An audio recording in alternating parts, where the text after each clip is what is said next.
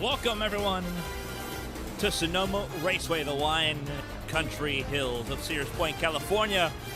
Welcomes the HTL Cup Series for the third time in HTL Cup Series history. We head to Sonoma Raceway for a race here in Northern California. It's time to go road course racing for the first time this season. Welcome to HTL on ABN. We're glad to have you.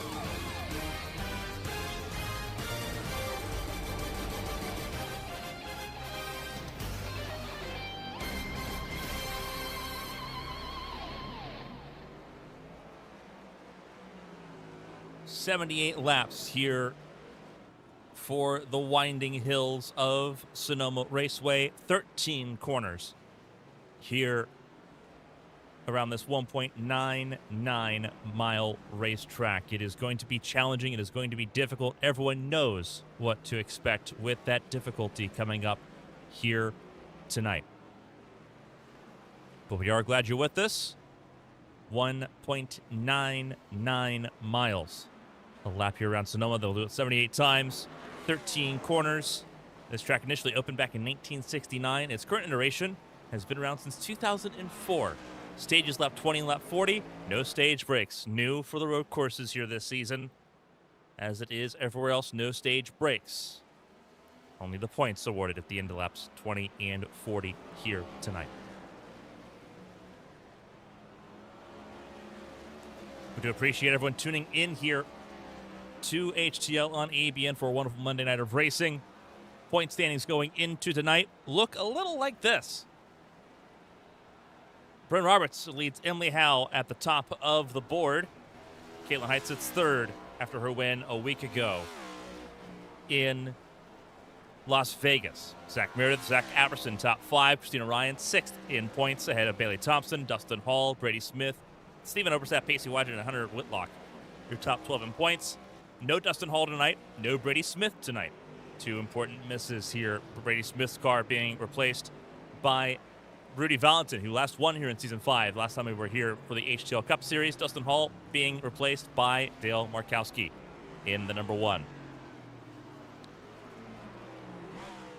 13th, 14th, and 15th. Patrick Oberstadt, Alfred Denny, and Mo Perry. Josh Arnold, the last driver in the top 16 at this particular point in time. If the playoffs started today, it'd be a close miss for Blake Henderson, Philip Snipes, Josh Susie, Bobby Blowers. Philip Snipes, obviously super sub at Daytona, not racing the season. He'll drop down the order as this season progresses. Josh Susie and Blake Henderson, though, hoping for more. But it's going to be difficult here in Sonoma with how things have played out. We talked about it before. Blake Henderson's results not great here at Sonoma. Neither is Josh Susie's. His last time here in Sonoma, he was 11th. And it doesn't look like things are going to improve significantly here this go-around. Kevin Gibney Jr., 21st. James Wright, 22nd. John Matthews, Davis Moon Jr., 23rd and 24th. To round out your top 24 here in the points.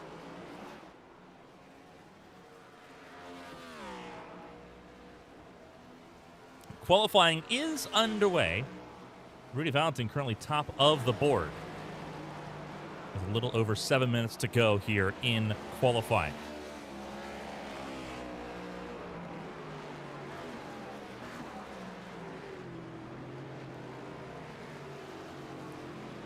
And so when you come down pit lane, DJ Trout in the 5 for Orlando Outlaws. Also in the conversation right now. On the front row, road course ace. Expected him to be here, and he is, as expected. He is a Challenger Series winner on the road courses. Still looking for his first win. As you can see here, the Lincoln, Nebraska native. He's done 30 races. This is his 30th start, I should say. Four top 5s, 8 top 10s, no poles, and no wins yet, to his recollection here. For Rudy Valentin, this is his 6th start. And his record is pretty impeccable. 4 poles, 2 wins, 3 top 5s, 4 top 10s on 5 starts. And all he's done is exclusively road courses and short ovals in his HTL Cup Series career. Looking for pole number 5 here tonight.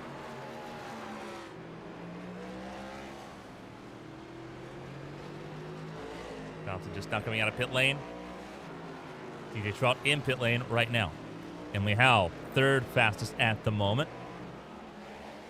112.485 has her third. Her teammate Derek Miller sitting in the fourth position in the number 16 E83 Flying Machines Toyota. Putting around, I think it's the 88 of Patrick Oberstadt, who is back from vacation in Montana. Welcome back, Patrick Oberstadt. Patrick Oberstadt sitting right now has not yet set a lap time. He is one of several that has yet to set a lap time here with about 5 minutes left to go. Bobby Flowers, fifth fastest. He goes off and goes for a slide. He is sixth fastest because Kalen Height sitting in seventh. Nahu jumped him into the top five. Tucker Sawyer, another road course excellent driver. Road course ace was the word I was trying to find there. Moved up into the top four behind Emily Howe. Howe, who just went off track, going back to pit lane. Pacey Wygant just behind there, sitting 8th fastest at the moment. Bailey Thompson just behind, sitting 13th fastest. Trying to shadow some of the faster drivers here to improve her lap time. And that'll have to wait a lap at least. Backs into the fence after hopping the curb there in turn 7. Christina Ryan. In that Tony Stewart throwback. Tony Stewart, one of the aces here of Sonoma Raceway back when it was called Infineon, back in the 2000s all the way to 2012. A little bit of a throwback there in the number 80 machine. Not feeling confident, but sitting 11th fastest on the timing sheets at the moment. Entering today, top 6 in points.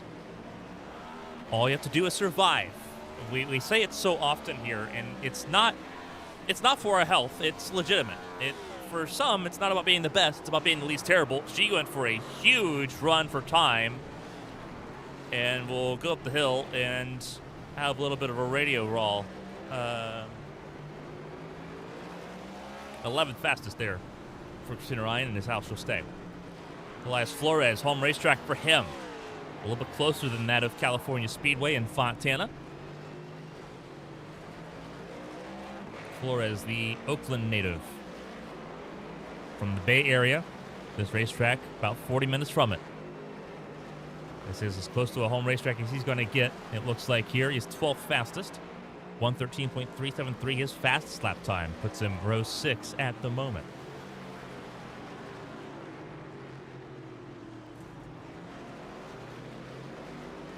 Patrick Oberstadt does have a lap on the board, but it's only 26th fastest. He was one of several that was just trying to survive this racetrack, and we'll see how things pan out and how things go. Olivia Pereira, 27th, maybe, if we see how the line crosses here.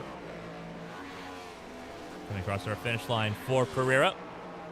Not 100%, but recovering from an illness the last couple weeks. 18th fastest for Pereira this time around, 114.375 for the Ohio native.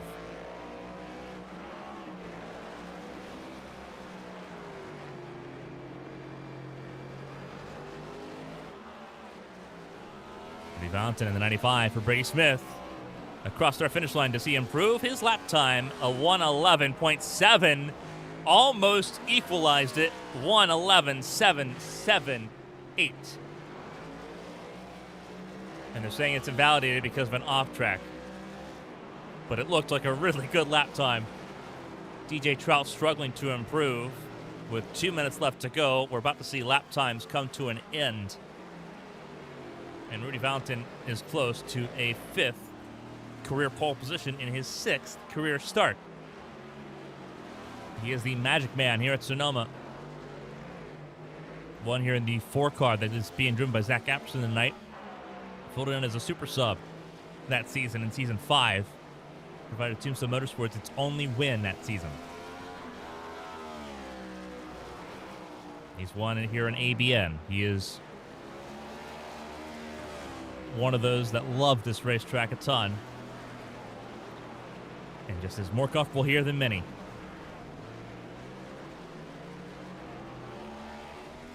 See if he improves this time. This looks like a good lap time. Will it be an improvement? Across our finish line for Valentin, 112 flats. Not an improvement, but just shows how fast he has been. He's consistently in that range. This is going to be a difficult race. Emily Howe trying desperately to hold on to a lap time here. We'll see if that's the case. With less than a minute left to go, goes off the racetrack here. I think this might be session done for the 15.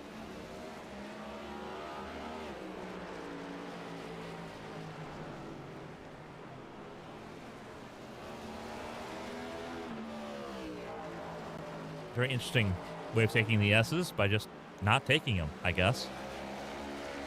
112.485. I think Emily just trying to get another lap here. Or trying to ensure another lap here. With less than 15 seconds to go, Patrick Oberstadt locks up out of the last corner. Emily Howe does start a final lap. Patrick Oberstadt will not. But I don't think Patrick Oberstadt minds that too awful much. 27th is where he'll start.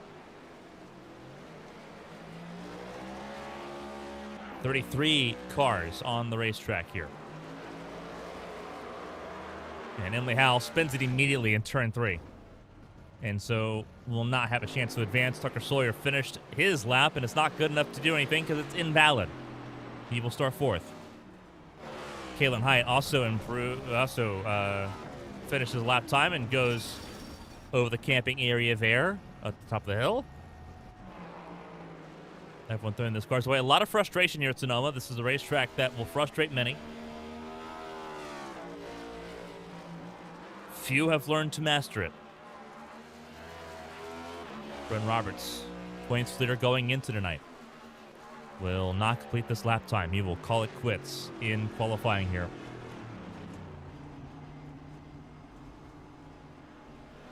Martin Roberg, he's going to complete his lap, it looks like. 19th fastest. He's got some room to maneuver. His last lap was his best lap, a 1:14.4.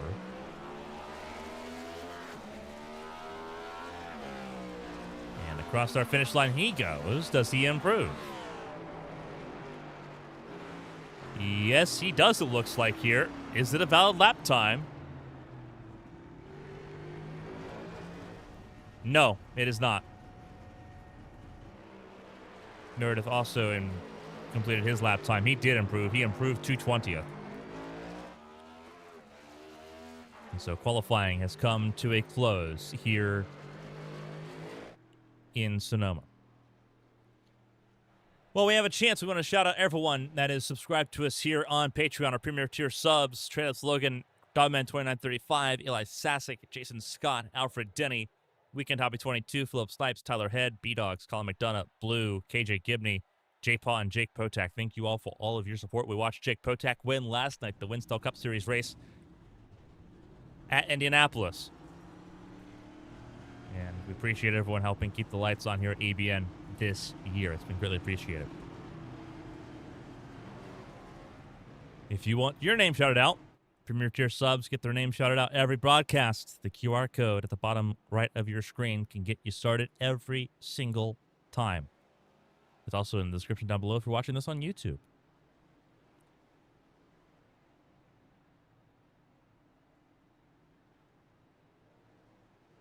Brendan Roberts, your points leader. Caitlin Haidt is your driver spotlight here tonight. Just completed her 100th race last week. Got her win in Las Vegas a week ago. This is a road course career. She's pretty good at the road courses. 4 wins out of 14 starts. This is her 15th road course race in HTL. 11 top 5s. Her average finish is 5.6, the best of anybody in the series that has done more than 10 starts. The driver that will try to argue with that will be the pole sitter, Rudy Valentin. But Caitlin Haidt moving up into the top 3 in points after her win last week. Will try to climb higher. She starts 7th tonight here in Sonoma. Look at your betting odds going into this race. There are some clear favorites and then some outliers here. Caitlin Haidt, Josh Soucy, Rudy Valentin, your top 3 favorites. I did not see Josh Soucy on the racetrack. Josh Soucy is a healthy scratch tonight. Number 81 not present here. So that's going to be a pretty big miss. I don't see any of the Gibney Racing Division cars at all here. So the 10 of Davis Moon Jr. not present. The 31 of Kevin Gibney Jr. also not present. The 81 also not present. That's 3 cars preventing us from getting to the full field of 36 tonight. Rudy Valentin on pole position. We are not surprised by that at all. Christina Ryan, we know how good she traditionally is here at Sonoma. 11th in the qualifying order. Some work to do, but never say never. She seems like she's finding pace every lap she does here with that Team Conti equipment for Unforgiven Motorsports. Tucker Sawyer also expected to be in the mix. Bryn Roberts, the points leader, never count him out. Didn't look super quick in qualifying, but 78 laps, it's not about how you start, it's about how you finish, and Bryn Roberts has finished really well this season. Eli Sasek, Pacey Vlajan, Bobby Blowers, Bailey Thompson, some outliers there that traditionally are better on the road courses, but don't seem to have a lot of the pace as the front runners here tonight. Again, don't count them out because Sonoma is a challenging racetrack. It'll catch anyone out. It has caught Rudy Valentin out before. It has caught Caitlin Height out before. Caitlin Height, remember the last time she was here, she finished in 7th. So this is a racetrack where it can be difficult. Upcoming races for the Cup Series as well. We head to Phoenix next Monday, and then the week after that we head to Kansas to end out the month. We're off the week of July 4th. We come back July 13th for Talladega, and then we head to Circuit of the Americas for a race at we head to Austin for a race at Circuit of the Americas. I said that backwards there on July 20th. July 27th, ignore the July 13th, copy-paste error there. It is the Brickyard 400 from Indianapolis to end out the month of July. So some pretty heavy-hitting races coming up here over the next 5 in the Cup Series. And then the rules package here is a little bit different than what we saw last week in Las Vegas. More horsepower, 750 here on the road courses. Same thing at the short ovals. We'll see it again next week in Phoenix. Smaller spoiler, 3-inch spoiler, not as much downforce. No rear diffuser, importantly, so less rear grip. These tires will be hunting for grip at the rear end. It's all about how you place your throttle and control things from the back of the race car here tonight. And it'll be the same way next week when we head to Arizona. I'll see a huge shout out to Henderson Graphics, partner of HTL and ABN. NASCAR quality without NASCAR pricing. Their QR codes can help you get started, whether you're supporting ABN on Patreon or supporting ABN or Henderson Graphics. Whether you want to look good racing real life in ARCA or looking good for your iRacing endeavors in stock car racing, Cup, O'Reilly's, Truck, ARCA, Super Late Model, everything in between. They've got you covered.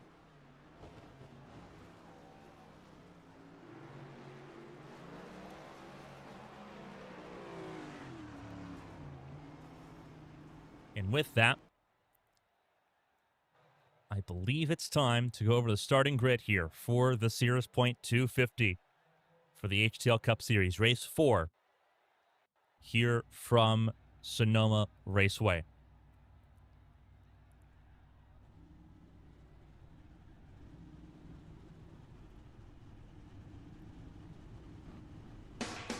So let's get the party started here from California. Rudy Valentin and DJ Trout, your front row here in Sonoma. We'll see how they do at the start of the field. It's going to be a tight battle between those two road course aces. Should be a fun one, though, to say the least. Emily Howe and Tucker Sawyer in row 2. Emily Howe trying to match up against the road course aces here tonight, coming off of a podium at Indianapolis for the Winstall Cup Series last night. Can she go back-to-back on the podiums? We'll find out. Derek Miller, his best qualifying effort here for Arrowhead Racing. He is in 5th alongside Bobby Blowers, the defending kart champion. Caitlin Height, last week's winner, looking for career win number 20 in the series, alongside Pacey Wygent in row 4. Eli Sasek and Byron Jones sitting in row number 5. They ran out your top 10 here tonight. Christina Ryan, 11th fastest alongside hometown driver Elias Flores, 40 minutes away from the Bay Area is Sonoma Raceway. Elias Flores looking to grab a top 10 once again here in Sears Point. Bailey Thompson, last win, only HTL Cup Series win, the streets of Chicago last season. We'll try to do so from 13th on the grid. Survival of the fittest, once again, might be the theme that we find here in Sonoma. Bren Roberts alongside your points leader, starting 14th tonight. Nick Pressey, after missing Daytona, has had a rough start. Looking to survive that. He starts in row 8 alongside Mo Perry, who has had a phenomenal start this season. Top 10 in Las Vegas a week ago. We're trying to do so from 16th on the grid tonight. Josh Arnold and Olivia Pereira in row 9. Pereira still under the weather, battling an illness, but back on the racetrack for the first time in 2 weeks. She starts 18th. Row 20 is where you'll find Martin Roberg and Zach Meredith. Roberg for Orlando Outlaws, Meredith for Militia Racing Club. Mind blanked out there. Dale Markowski filling in for Dustin Hall. He drives the number 1 car tonight, starts row 11 alongside Hunter Whitlock, who is top 16 in points going in to tonight. Stephen Oberstadt and Zach Aberson in row 12. Last time the 4 car was here, it was in the hands of Valentin, and it won here in Sonoma. Row 13, James Wright and Blake Henderson will share that row, 25th and 26th on the grid. Patrick Oberstadt and Mirabella Viscali in row 14 at the back of the field. Neither of these drivers set lap times. Oberstadt set a lap time 27th fastest. Viscali did not set a lap time at all, and I believe his pit lane starting at the back of the field, it looks like here, is the 29 car. Alfred Denny, Casey Ellis in row 15. That's 19th, 29th, and 30th on the racetrack. 31st, 32nd, John Matthews and Jason Scott. John Matthews back after battling an illness last week and is on the racetrack ready to go. DJ Anderson, another California native. He calls Fontana home. He will start at the rear of the field. He will have a great view going into turn 1 of how this all plays out here in Sonoma. 13 turns. We have an extra lap here, letting everyone get caught up and up to speed. Two pace laps, as is tradition here. Again, reminder, 78 laps, no stage breaks. Cautions only if there's a track blockage. Not impossible, especially this part of the racetrack, but also not common. With 33 cars, anything can happen here in Sears Point. We've seen it.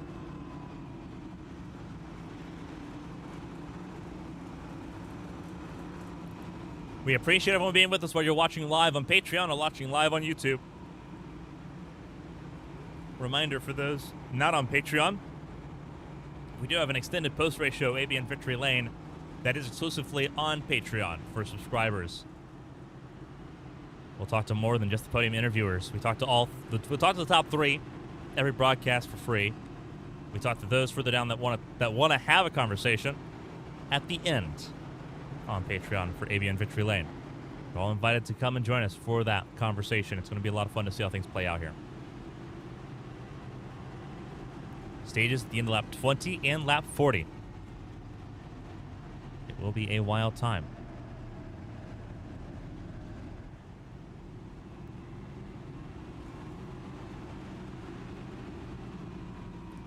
We are not expecting to need it tonight, but if we do, overtime rules, they do exist. They do apply here. Overtime, we call it overdrive here on ABN for broadcast purposes. But HTL overtime looks like this. Green flag restarts on the overtime. If you have a green flag and the caution comes back out, we re-rack and try again. Once you get to the white flag, the race is official and you race it back from there. Any incidents after the white flag are reviewed post-race. We say that because you never know what you're going to find here on the road courses. It could be pretty straightforward. It could be as complex as it can be. We saw that in Chicago last season.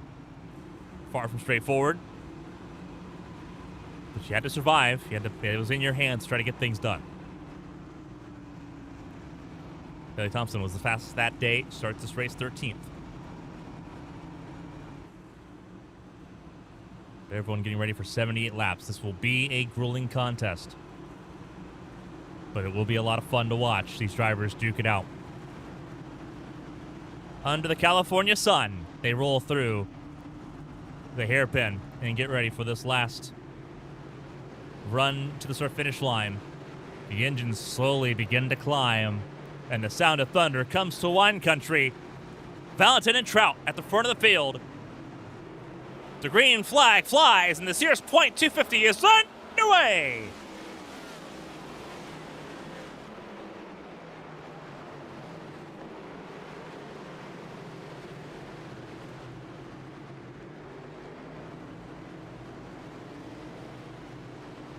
Everyone gets to the first three corners okay.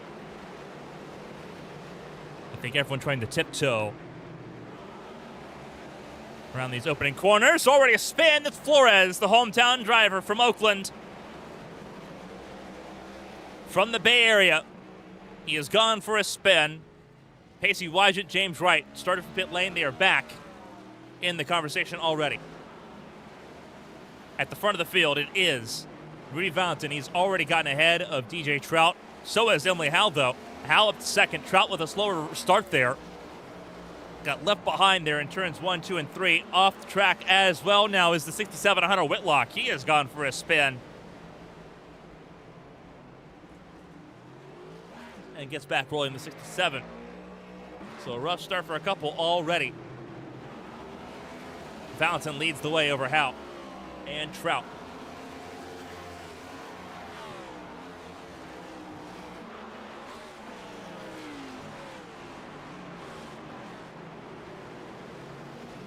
Sawyer in fourth. Miller in fifth. Blowers in sixth. That's where they started. Alfred Denny's had issues. Looks like he just spun out of the last corner. And is down to 28th. Back to where he started. Another car off the racetrack here. Up the racetrack, it is Bobby Blowers, who was off track and saved it. Lost a spot to Caitlin Height, who moves up to sixth place. A little off track in there for the Ulti Energy number 34. Valentin leads the way.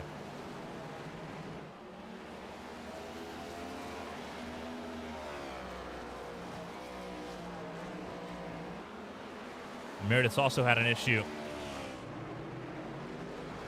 He is now in the 26th position. He's lost 6 spots. He's also had a spin. Looks like that was in turn 4. Valentin continues to lead the way. Trout trying to apply pressure. Emily Howell.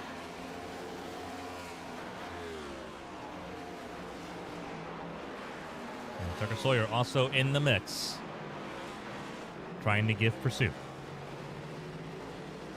Battles further down the running order. You see this pack of cars. Jason Scott around John Matthews as Matthews gets a little squirrely across our finish line to start lap number 3.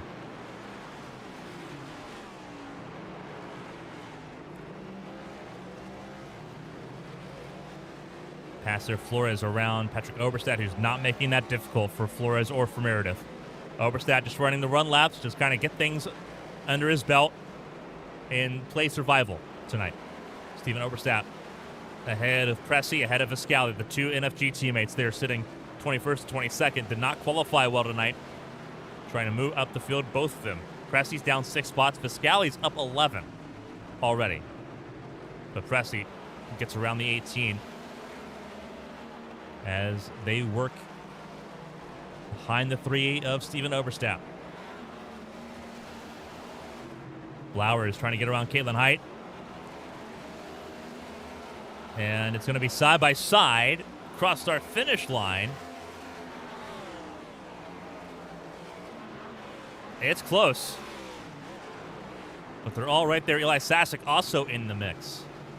And tries to put the door there. Whoa, a little bit of contact. Nothing unnormal between Height and Sasek. No love lost there. They've had several run-ins since season 3.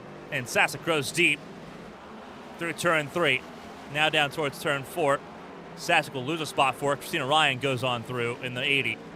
Christina Ryan started 11th, now up to 8th place, up 3 spots. Sasek back down to 9th where he started this race. Bryn Roberts up 4 spots to get into the top 10 around Byron Jones. Car spun around. Derek Miller looks like he avoided making contact with that wall, but he drops out of the top 5 running. Meanwhile, Bailey Thompson also struggling here, it looks like, down in 30th place. Oh, huge trouble. And that is likely day done for Bailey Thompson. who was looking to improve on a 15th that was happening last time we were here in Sonoma. Instead, it looks like an early retirement could be the first retirement of this race for the 27. Completely destroyed front end on Thompson's car, and that'll be a significant hit in the points tonight. As the first retirement, everyone else has a chance to gain on the 27 now. Sawyer stays in 4th. Blowers now up a spot in 5th. Kalen Height also up a spot in 6th with the spin of Derek Miller. Christina Ryan up now 4 spots, 7th place. Hopped the curb there in turn 3, up the hill. And now back down the hill towards turn 4. Hop the curb here. We'll skip turns 5 and turn 6 for what it's numbered as turn 7. The numbering here at Sonoma is really weird and complicated, but there are actually 13 corners. Somehow it balances out because it's how they number them.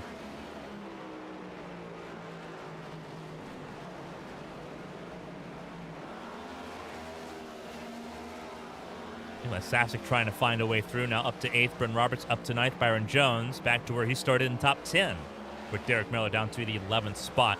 Miller recovering in front of Mo Perry, who's also up 4 spots, just playing survival at the moment. Patrick Oberstadt has gone for a spin. Olivia Pereira has also gone around here a little bit, it looks like. Pereira in 15th place. Seems to still be going pretty strong, though, right there behind Martin Roberg. Pass position, Pressey around Henderson, who does not enjoy this racetrack, has not had a fun day all around. Representing In-N-Out Burger here in that 25 machine, as he sits in the 18th position for Team Stone Motorsports. Again, not his best racetrack, far from it. Just trying to play survival here. In Sears Point, Viscali just behind him in 19th, Pacey Wygant in 20th.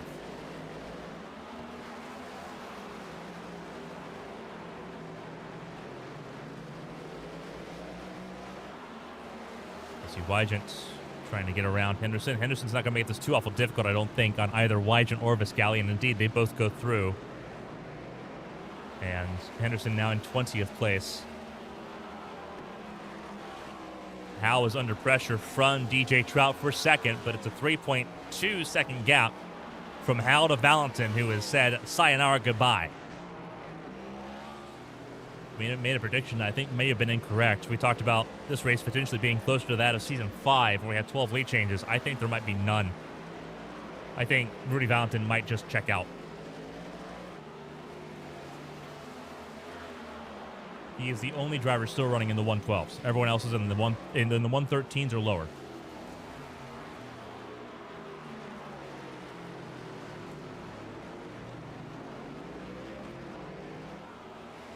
It's not particularly close right now. Valentin is out ahead. Trouble, that is Eli Sasek that's gone around in turn 4. Sasek around in 4. Drops behind Mo Perry down into 12th position. Josh Arnold in 13th. He's having a good run. Not only known as a road course racer, he's up to 13th after starting this race 17th. So a good job, Josh Arnold.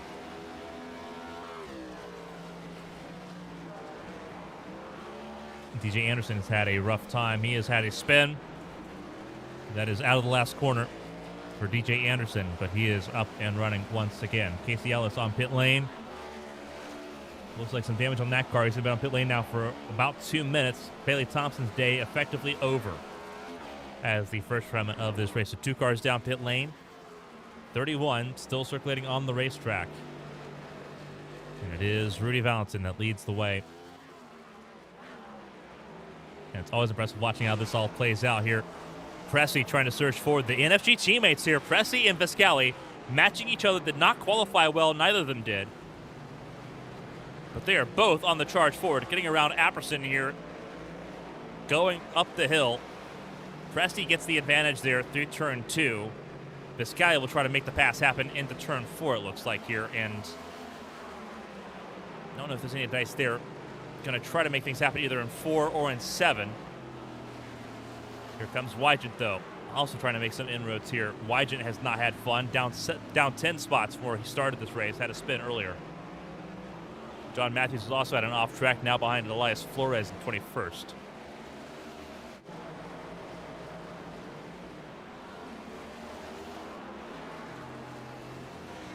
Cressy ahead of Apperson, Wygant, and Viscali. 16th, 17th, 18th, and 19th on the racetrack at the moment. Viscali looks to the inside for a moment. Heavy braking zone of turn 13. No dice this go around, so they'll go again. Cressy's sights are set now on Pereira. I believe that is Anderson up ahead of them, though. It is the 19 of Anderson, who has had an issue already a lap down here. I think might be trying to stay out of his teammate's way. Road course aficionado, he is not. And he will try to get out of the way of his teammates here. And likewise, out of the way of Apperson and Wygant as well. He's just, again, trying to get out of the way here. He's just rolling, collecting points because he knows that attrition will kick in. And if he's on the racetrack, he's been around this game long enough. He can gain some points that way and move on to Phoenix next week. Sasek around Mo Perry going into turn 13. Heavy braking for Perry. A little bit of lockup there for the 97. That is for the 11th spot. Sasek's now got it. Martin Roberg has gone for a little bit of a loop in turn 13 as well, but he survives. Holds on to 14th place, but loses touch with that group. Viscali gets around Apperson, as does Wygant. And Cressy's got some clear racetrack now to chase down Pereira for the 15th position. The climb begins again. Valentin, fastest lap of the race on lap 9. A 1:12.57. This is what we call disgusting.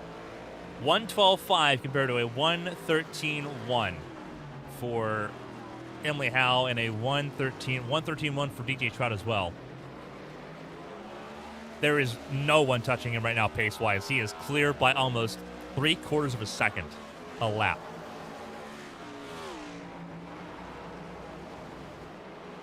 He is a road course ringer by heart, and he loves this racetrack more than I've ever seen anyone else love a racetrack.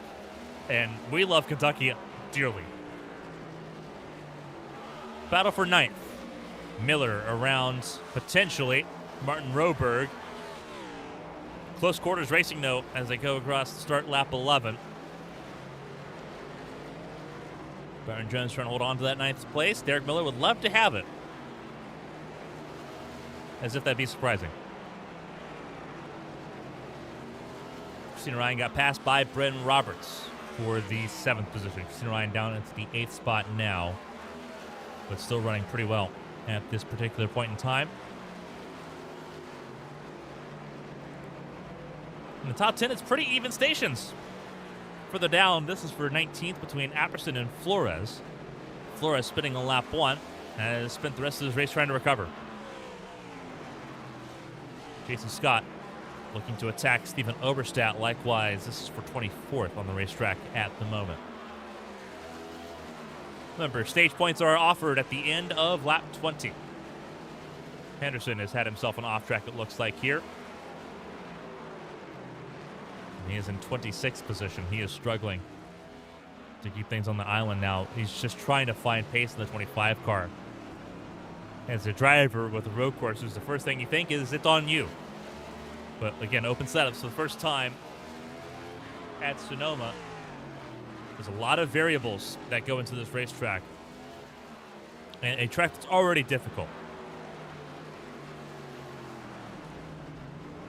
Battle for second, getting a little closer between Howell and Trout.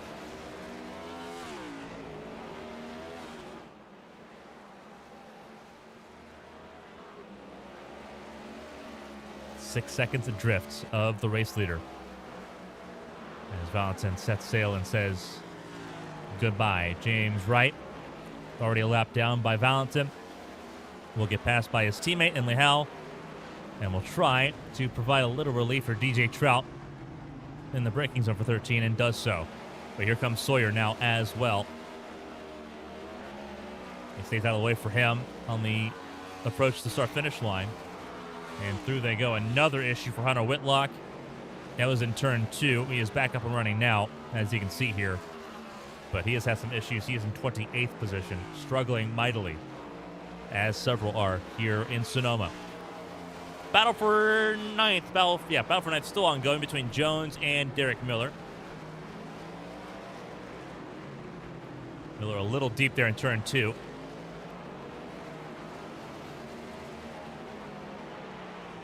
And up the hill they go.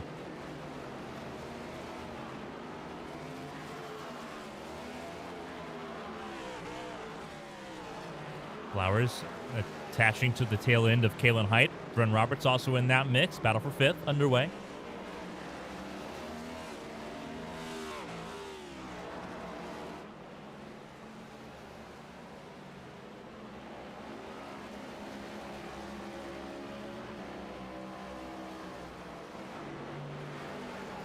See if our battle box works here at all.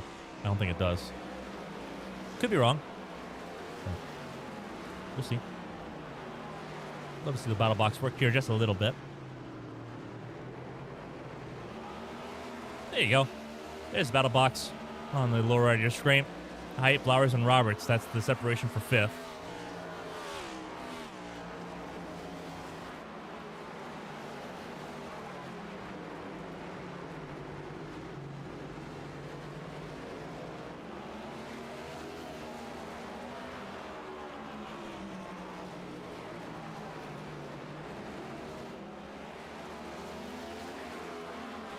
Alfred Denny, I believe, already a lap down as well. Yes, he's just behind this conversation.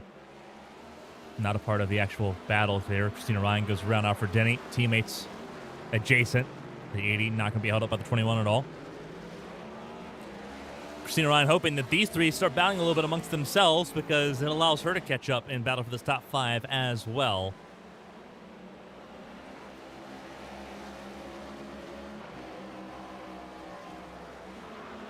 Perry's had an issue. He is now down in 14th place. Indiana native sitting now behind Martin Roberg. Was chasing Eli Sasek and went for a bit of a slide.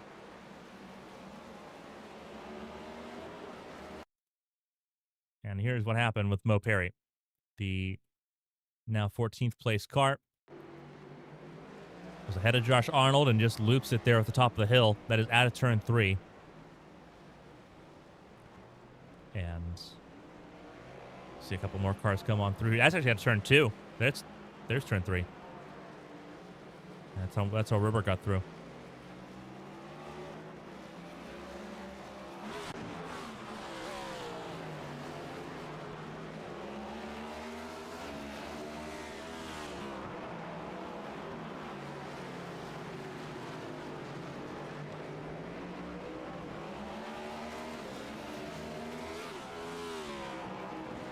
Issues for John Matthews and Dale Markowski.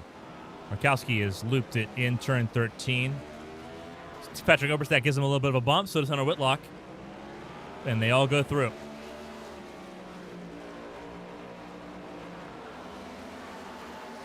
And here come the leaders. Emily Howe not going to be happy by that one.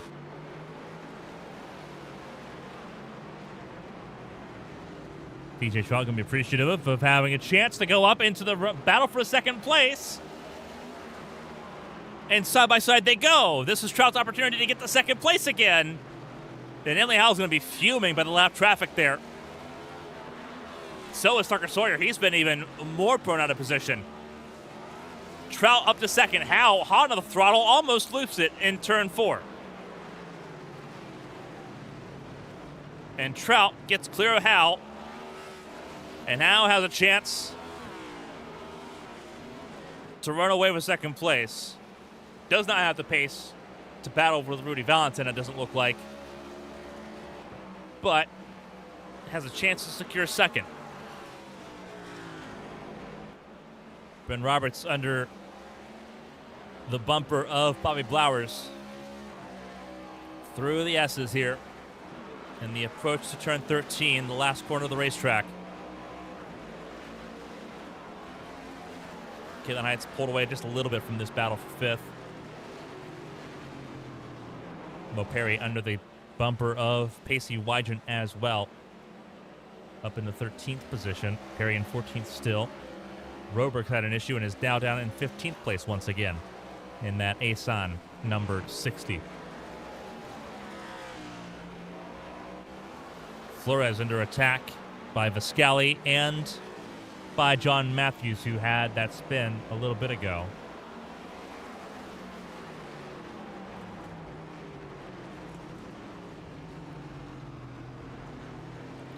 Flores wide there in 13.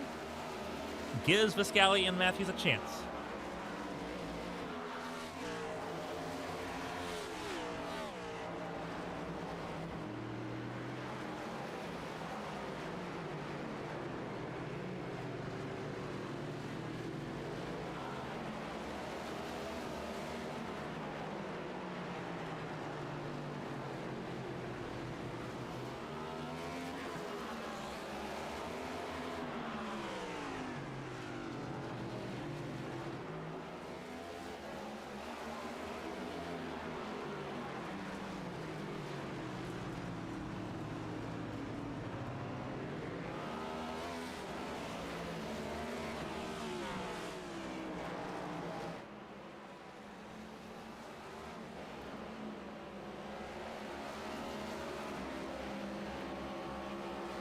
Taking a look here at some of the battles going on.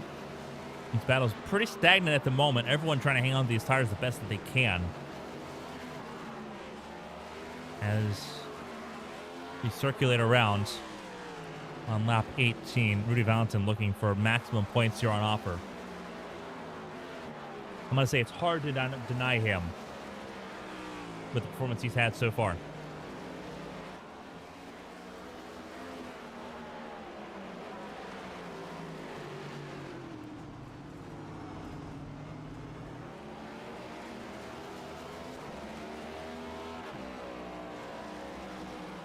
Getting lap 19, 2 to go in the stage.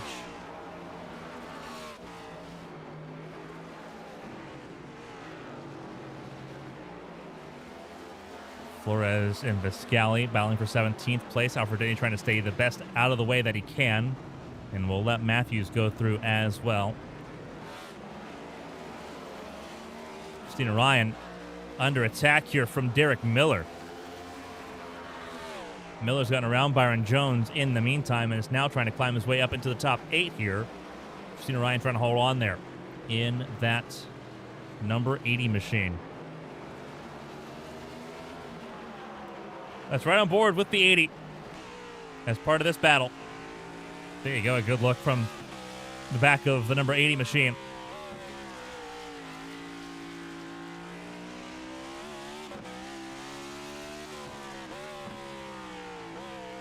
Miller applying the pressure.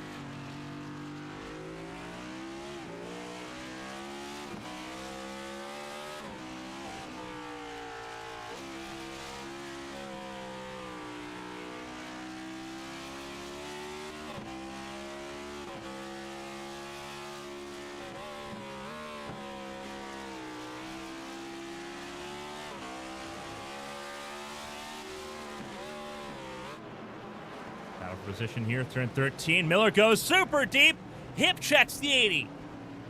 And Ryan's not going to be appreciative of that at all. And Miller gives it back. Oh! And Ryan gets loose and tags the wall anyway.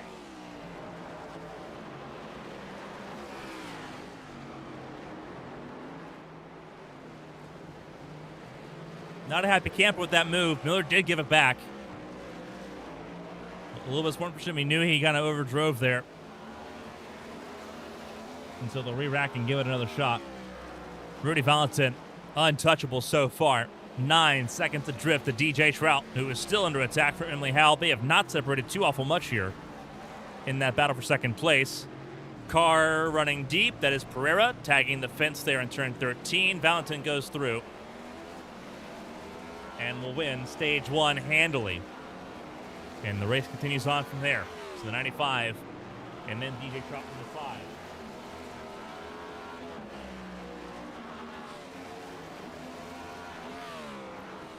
Tucker Sawyer next across the line on car 90. Kalen Height, Bobby Blowers next up.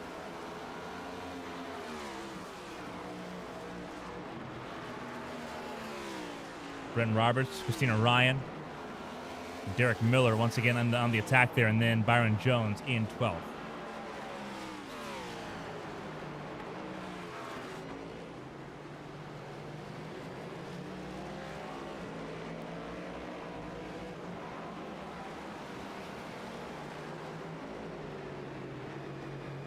So Valentin grabs 10 stage points. The 95 car. Obviously, Valentin not battling for a driver's championship, is battling for the owner's championship for the 95 car. There's an owner's playoff and a driver's playoff. And Valentin is doing the best that he can for the 95. Brady Smith in that conversation. Brady Smith expected to be a playoff contender on the driver's side anyway, just not present tonight. Valentin picking up the slack there in the 95 car, leaving no doubt. There is no win and in situation for the playoffs here. It's top 16 in points on both sides, but maximizing points here, it does a great job of making that easier for Brady Smith the rest of the season. And I wouldn't be surprised if we saw Valentin again at COTA over in Austin, Texas next month.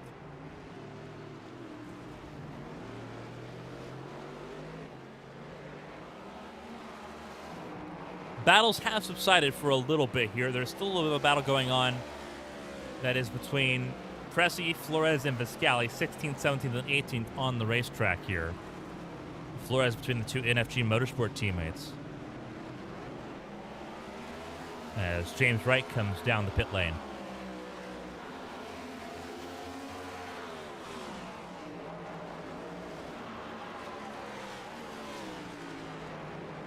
Likewise, the battle closing in here behind Caitlin Height. Car off the racetrack, that is Henderson, a lap down. Not enjoying his time, 24th at the moment. And now he's back on the racetrack because he's got Meredith, who he is battling right now for position. Meredith's car looking a little bit worse for wear. Henderson saw the dive bomb late, gave him enough space.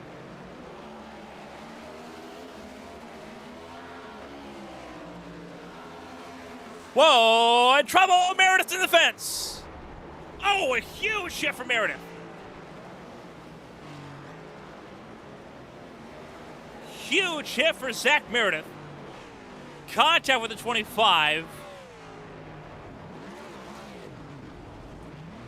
And what was already a damaged race car on the front end is now a destroyed race car on the rear end.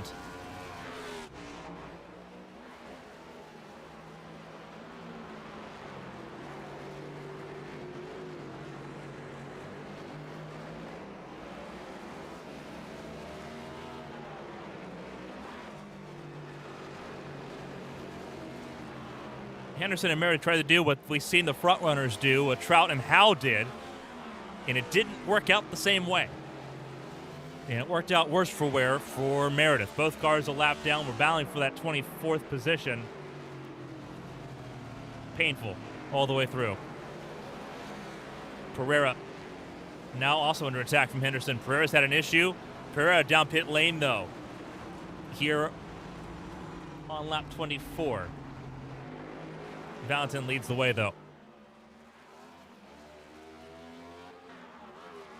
Valentin doing a great job in the 95. 10.6 seconds over DJ Trout. Emily Howe staying honest to the 5. These two have not been separable in this race. They have waltzed away from Tucker Sawyer. Lap traffic and everything aside, they've just had better pace than the 90. We don't say that a lot about Tucker Sawyer either. Typically, he's pretty on the point here on the road courses. Not so much here tonight. He is in 4th, and Tucker Sawyer even say himself, not what he was expecting tonight. The conversation continues. Viscali's gotten around Flores for that 16th position. Then you see Flores ahead, or Flores behind Viscali. Viscali a little slow there to turn 2, gives Flores a chance to respond. But he won't be able to do so. Through turn 3 they go. Massive hop of the curb there, and now Flores has a chance into turn 4. Side by side they go. Both of them run wide. And they'll stay side by side through 7. And Flores lets Viscali outbreak herself, and Viscali gives 16th place back up. And here comes Matthews in the conversation again. More of a battle here between the 80 and the 16. Round 3 for Miller and Ryan.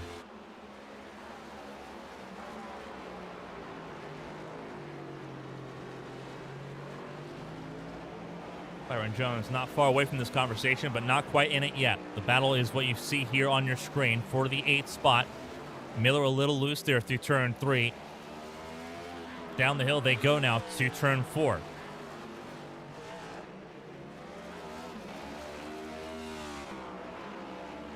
Byron Jones closing in. Almost 2 seconds away from Christina Ryan, trying to close into this battle. As Christina Ryan has a mirror full of Miller.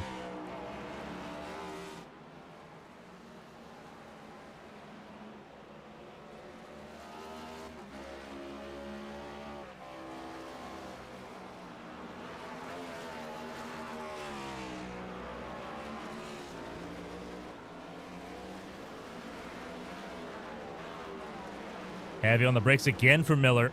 Almost ran into the back of the 80. Managed to avoid. Christina Ryan a little bit more ginger on the throttle on the brake application than the 13. A lot more delicate. Whereas Derek Miller is also, he's kamikaze that corner 3 times now in this battle with the 80.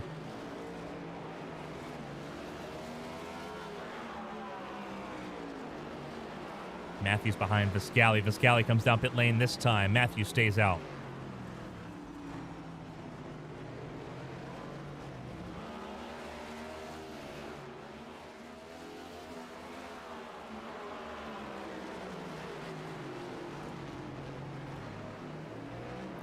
A few cars out of this race. Bailey Thompson, Casey Ellis are out. So is DJ Anderson. So is Dale Markowski. In pit lane now for over 3 minutes is Alfred Denny.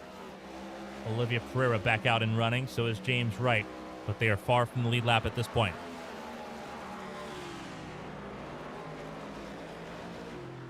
Blowers, Height, they're both in. Miller comes in this time. So Miller detaches himself from this battle with the 80. Trying to undercut Christina Ryan, who, for the moment, moves up in the top 6 in that conversation. Cressy under the bumper of Nick Cressy. Sorry, Flores under the bumper of Nick Cressy. I think one of them might be coming down pit lane this time. No, both of them stay out again. Car behind coming down pit lane, it does appear. John Matthews came down pit lane, as did Martin Roberg. Caitlin Height leaving pit lane now. Clear enough racetrack to get back rolling. Did not have any obstructions. Also did not go a lap down in that conversation. Rudy Valentin just now through turn 2. So a pretty big moment there. Sawyer comes down pit lane from 4th. Robert stays out, trying to navigate some lap traffic here. Christina Ryan also stays out here another lap. Byron Jones, how about him? He also stays out. Going a little bit longer here. Eli Sasek also stays out from the 8th position. Casey Wygant, pit lane start. Also stays out here in 9th. Mo Perry, how about him? The Hoosier in the 97 also stays out. Caitlin Height, the first car that has made a pit stop already. It is still in 11th place. It should be helped out pretty significantly. Emily Howe keeping DJ Trout honest, but it is a battle for second, well and truly. 14 seconds adrift from Rudy Valentin, who has left the field and has not looked back. If there's any lead changes, it is because Valentin has come down pit lane early. DJ Trout will come down first. Of those in the top 3, Emily Howe, huge lockup. You see the glow of the brake caliper on the 15. Almost like she target fixated on the 5. In the turn 13, Emily Howe will now have to try to manage that. That did not help the front tires at all. And I would expect a pit stop is not far away now from the 15 in this junction.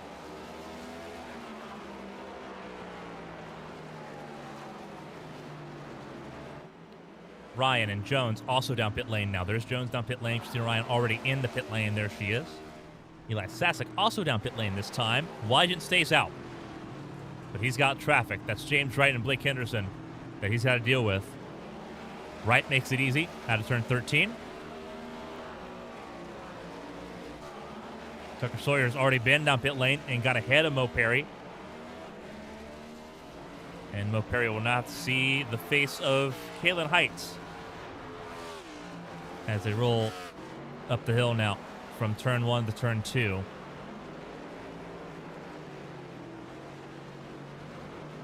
Nick Cressy has yet to come down pit lane. Under pressure here from Rudy Valentin. This is to go a lap down. And the 95 has put Nick Cressy a lap down on the racetrack. Neither of them have pit yet. That is the pace difference between the 20 and the 95. 30 laps in, Nick Cressy a lap down. We don't say that very often here on ABN. But the defending ABN World Champion is now a lap down here in Sonoma. Miller's had an issue. He is well and truly off the racetrack. That is up the hill out of turn 1 and 2. That's actually looking at turn 2. So Miller has had a significant problem. That's going to cost him so much time. He's still ahead of Brent Roberts, but Brent Roberts has not yet come down pit lane, so that is not for position. And Miller's going to let Brent Roberts go. Perry down pit lane this time. In comes the 97. He calls it quits on that set of tires. Two-stop race underway. Rudy Valentin does come down pit lane this time. Your race leader, your pole sitter, who's been untouchable in this race, down pit lane, as is the 20 of Nick Cressy. How about Emily Howe? Does she come down pit lane? Yes, she does. Brent Roberts next up on that question mark. Pacey Wygant will be next to make a pit stop here. Started this race from pit lane.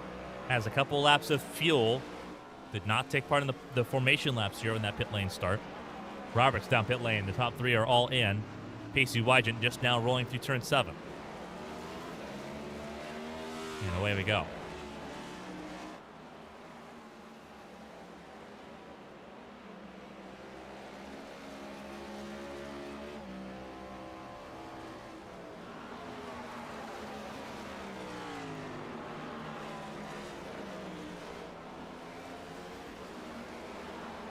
Wygant does come down pit lane. Valentin already out of pit lane now.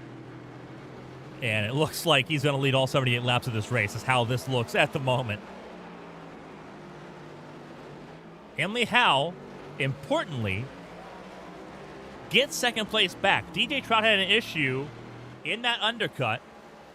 There's DJ Trout right now. He is down in the 11th. There he is.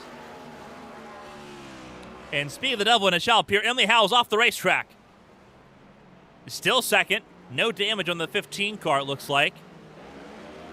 But cold tires ran wide in turn 3. And now under pressure from Tucker Sawyer is a 1.5 seconds adrift. Kaylin Height also in this conversation. There's Kaylin Height in 4th.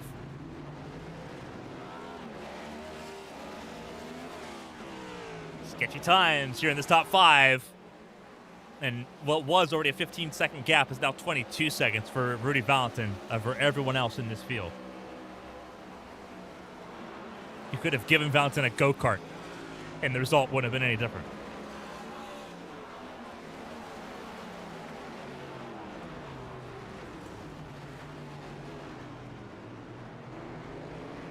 Viscali battling with Cressy. Her teammate there for NFG Motorsports with Roberg as well. Flores not far up the road. You saw him there just at the top of the frame. Cressy makes a mistake. Almost clears out Viscali and Roberg in one false swoop. Instead, saves it. Loses a couple spots, but lives to fight another day. Not something he could say in Las Vegas a week ago.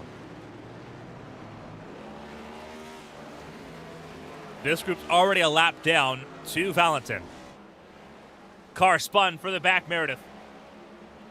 Having a atrocious day here in Sonoma. Sitting 24th, but it feels like a desolate 24th at this point. That car all sorts of destroyed. You see the rear of that car, the the deck lid just flapping. That is a pretty used up race car. And we still have a lot of racing to go here in Sonoma. Battle for the 8th position. Sorry, battle for 9th. This is Trout and Sasek. And Trout, the faster of the two, gets through. Pressured Sasek into a mistake. Sasek tried to keep the door shut, but these two familiar enough with each other to know that that's not going to quite work if you're trying to keep back DJ Trout. And Trout moves up to 9th place. Rudy Valentin just set the fast lap of the race last time around, and we're going to show you what this lap time is, 1:12.296. He is now running faster than he was in qualifying. That is absurd.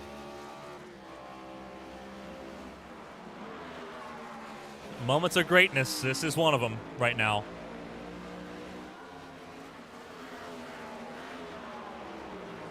You don't often see someone wax the field, but you're watching a full waxing here in Sonoma. Rudy Valentin starting lap 34 with a 24-second lead. If this keeps up, he will have lapped up to at least 8th place by the end of this race.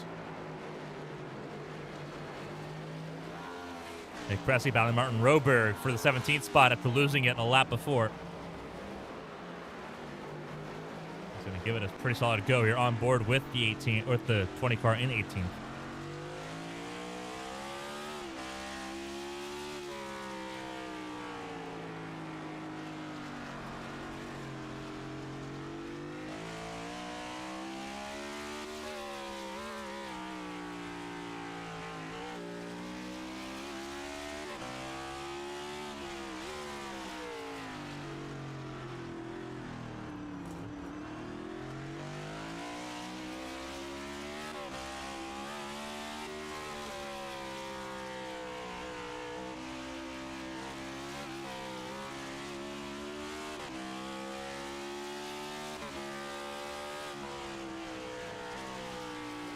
Watching Pressey as he tries to hunt down Martin Roberg for that 17th spot.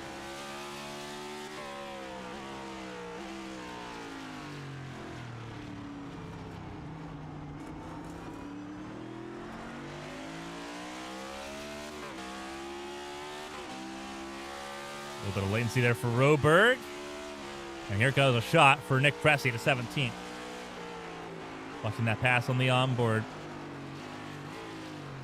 He gets clear as well. So Pressey back up to 17th place.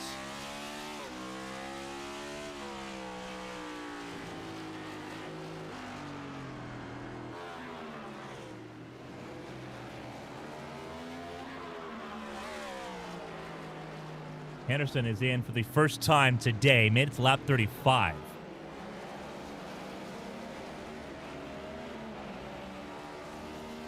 Obviously not lap 35 for him. He's already a lap down. Looks like a couple laps down at this point here. But here he is on pit lane now. Battle for second. Tucker Sawyer keeping Emily Howe honest.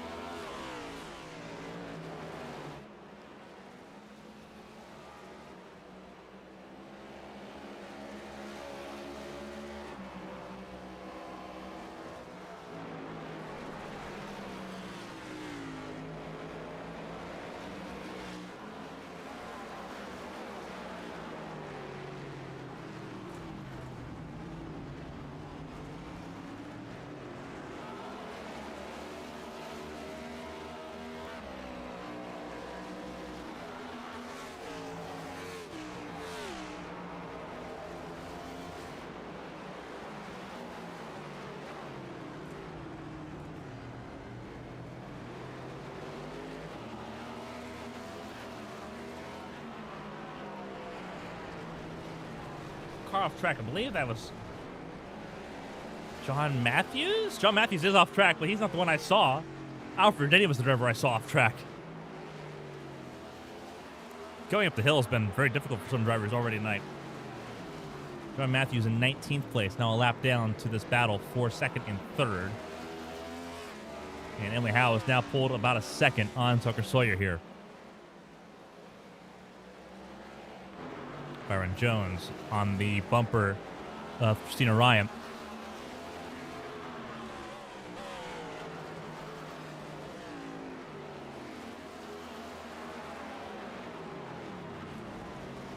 We're reaching the halfway point here in Sonoma. A little bit of a lockup there. Further up the road, a little bit of a throwback paint on the number 80. Appreciate Christina Ryan representing ABN on Patreon and that Tony Stewart throwback machine. She's also got our Crank It Up onboard shot. So we're on board with her as we crank it up here and give you the sights and sounds here at the halfway point of Sonoma for the Sears Point 250. Let's crank it up.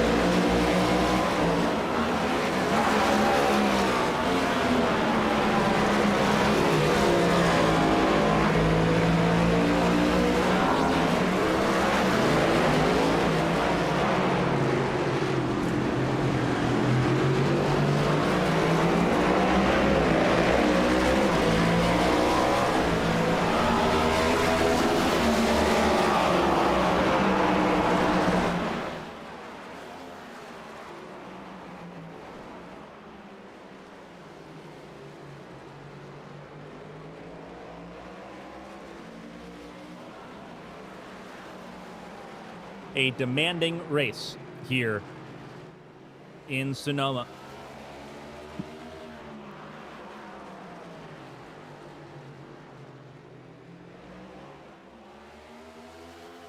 Battle going on for the 5th spot between Bryn Roberts and Bobby Blowers.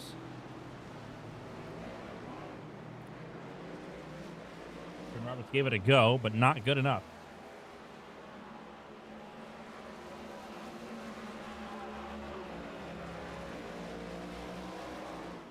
Stage 2 is in the books, and it'll lap 40. Under that, crank it up.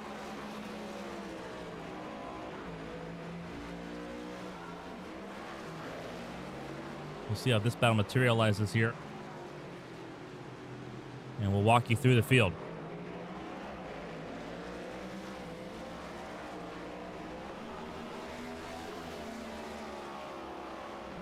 Now seems stabilized at the moment at half a second. As they go up the hill towards turn 2. Rudy Valentin leads the way. He's got a lot of lap traffic coming up ahead of him. He has been hard to beat here. That is to be sure. No, Roberg is already in the wall. Locked it up there and hit the fence. And is trying to get rolling once again.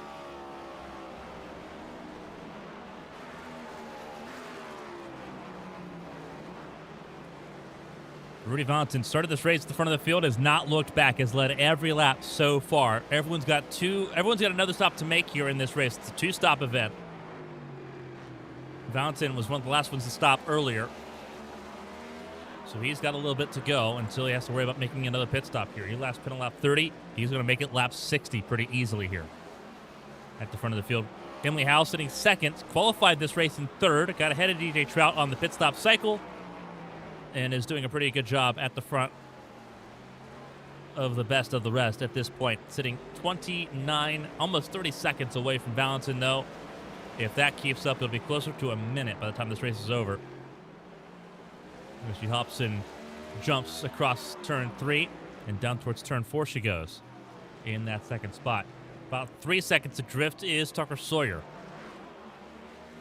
the Texas native, sitting in third after starting this race in fourth. DJ Trout losing spots on the first pit stop cycle exchange has moved several drivers up positions here as Trout tries to recover. Caitlin Height sitting in fourth, the Massachusetts native, about 4 seconds away from Tucker Sawyer here. Quiet race, but effective race for the 19-time race winner. A 20th race win does not seem to be on the cards tonight, but it's a great result for a driver that will sit firmly top 3 in points, even more so than she was already entering this race. Remember, started this race entering third in points, and will stay that way. Bryn Roberts will lose points, but will not lose the points lead. He is sitting 5th at the moment for Beagle Denny Racing.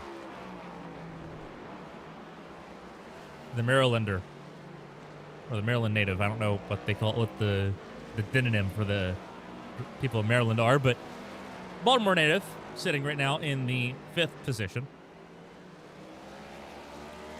Points that are going into tonight, holding on to this, will stay that way. But we'll see how that pans out as he pulls away from Bobby Blowers. Now, it was a close battle. We saw the two battling here.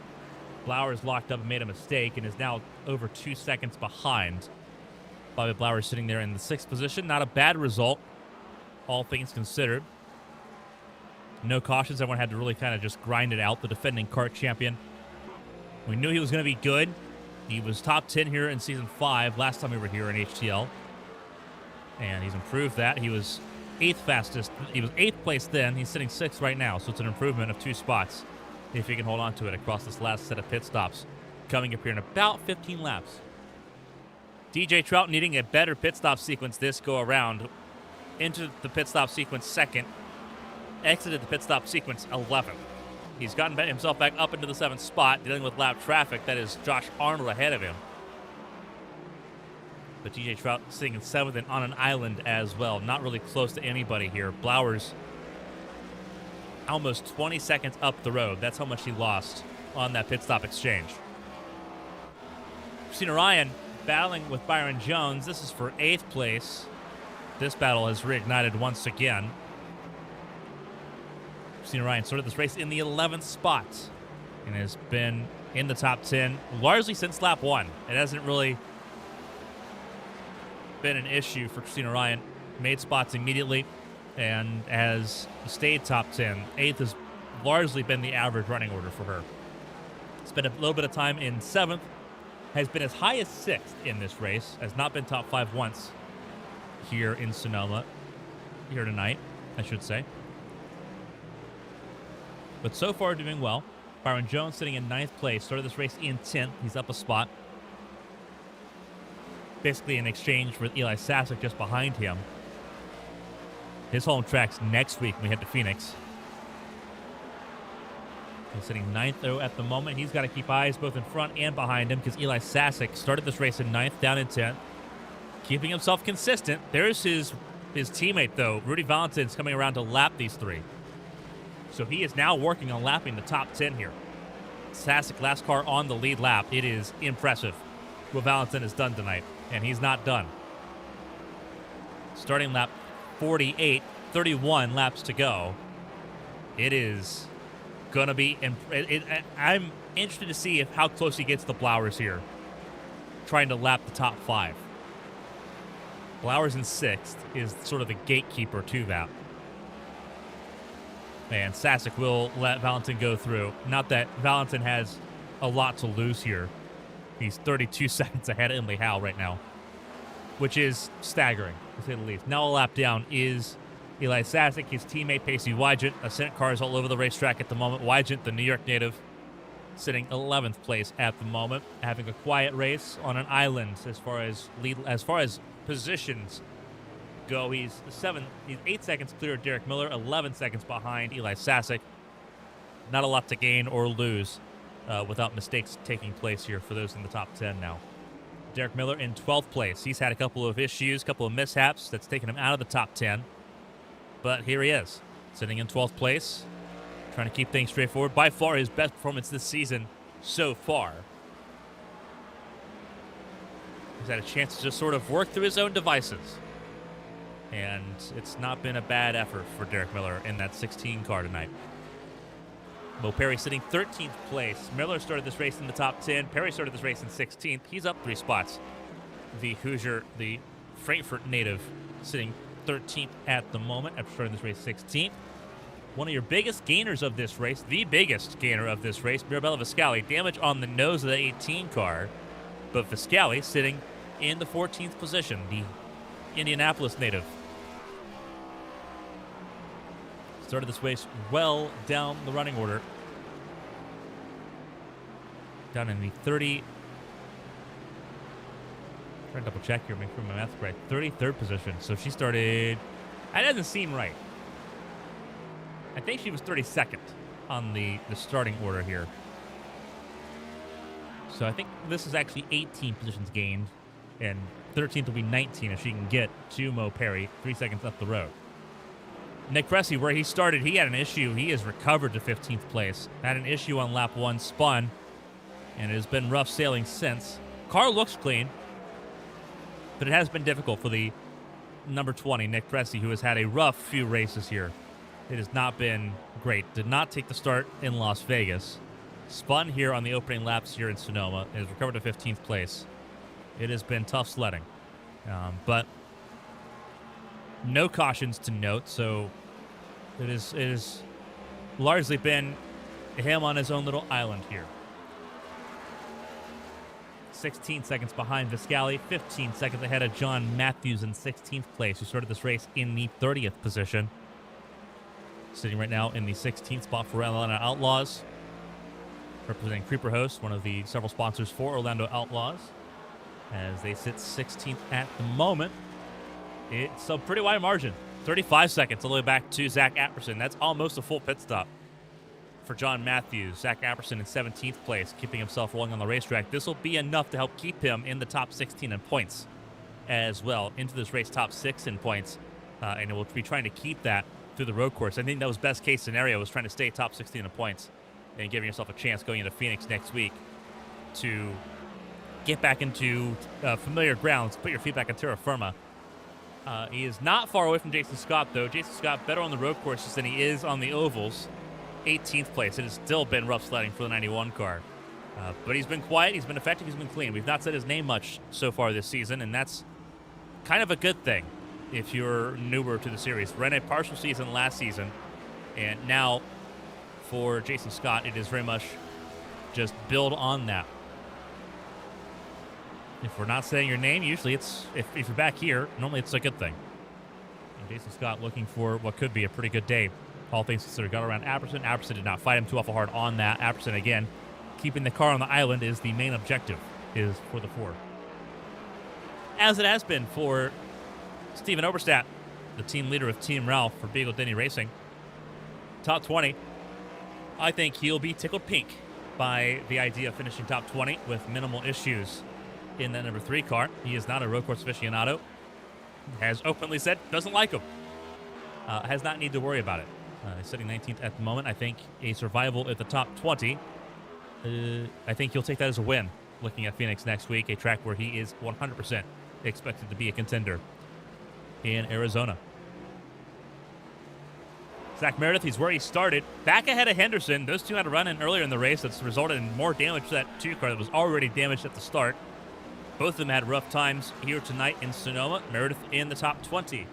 He's got 10.5 seconds to Blake Henderson.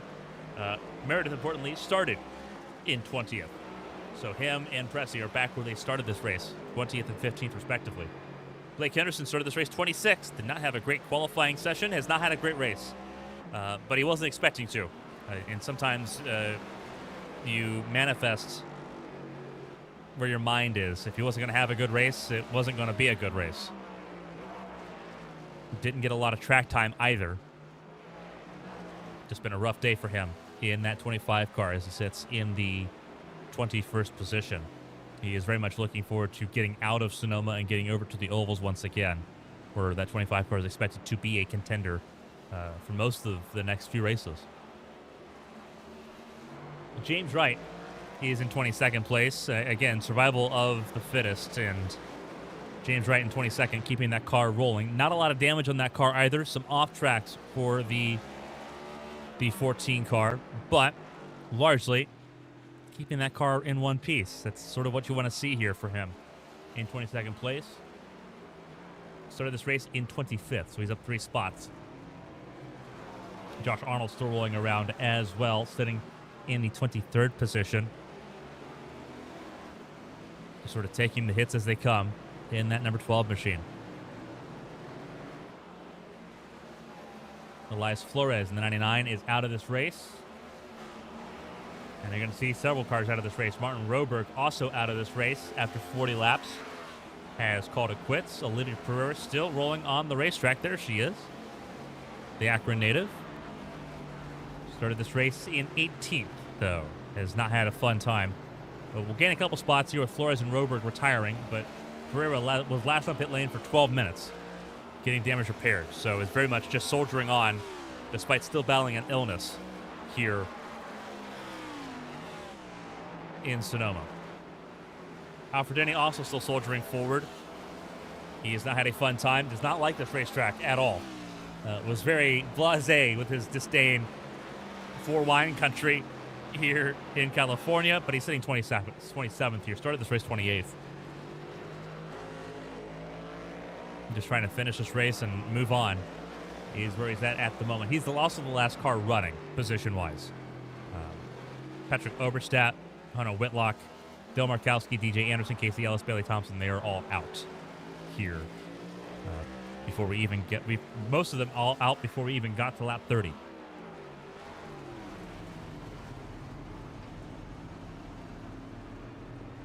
But that is your through the field. Pit stops underway for the second time. Viscali, Flowers, Meredith, Wright all in. And I think Viscali leaving pit lane now. We'll get in behind Blowers, who will approach his pit box further up forward here. Not on the same lap, either of them. Flowers a lap ahead.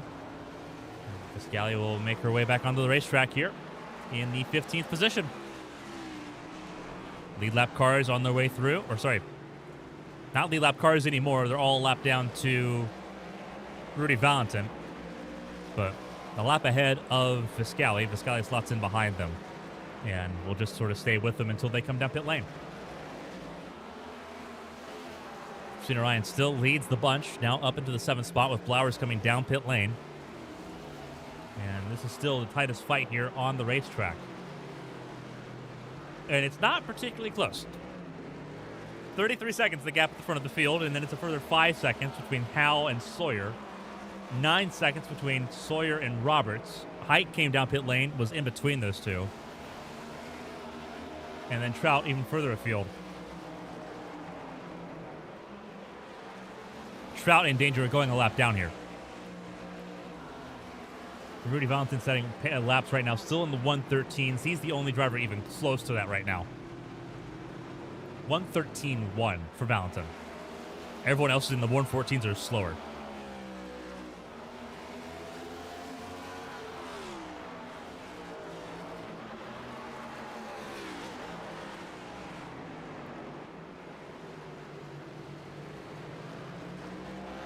DJ Trout trying to recover from that speeding on pit lane penalty that got him on his first pit stop.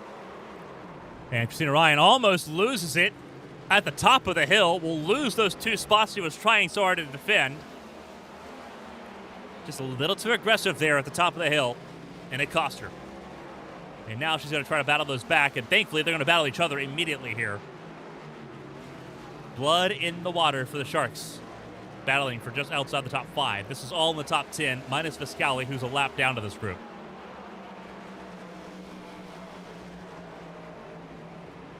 And she's got to get on board of this fight now.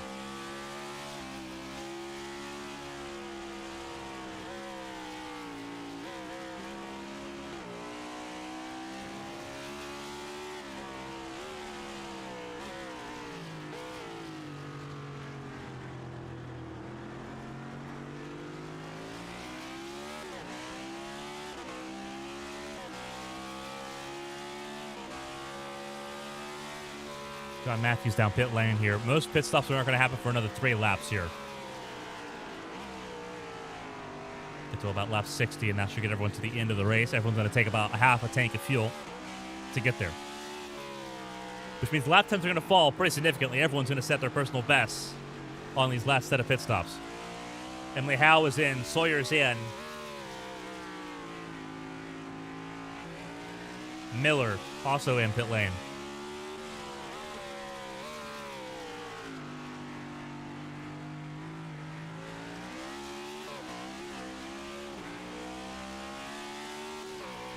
Was there an issue for Byron Jones? Did he just go off the racetrack? He might have. It was Sasek, Jones, and Ryan. I don't see him going off track, but he might have.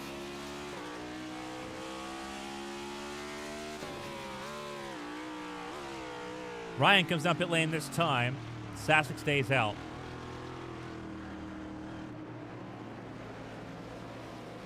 And Caitlin Hyatt gets around the 9 with no issue.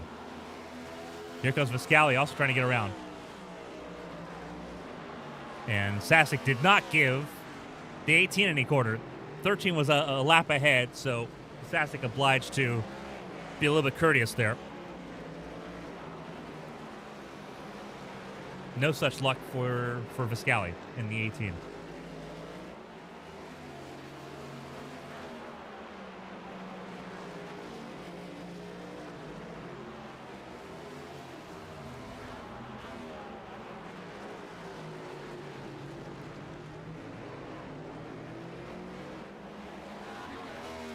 Valentin still leads the way by 50 seconds over Britton Roberts. They have not yet come down pit lane. Neither has DJ Trout.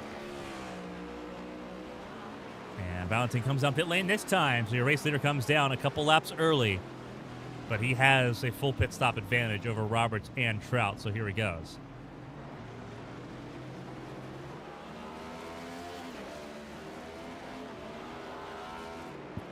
Britton Roberts just now entering turn 4. That is how different everything is right now.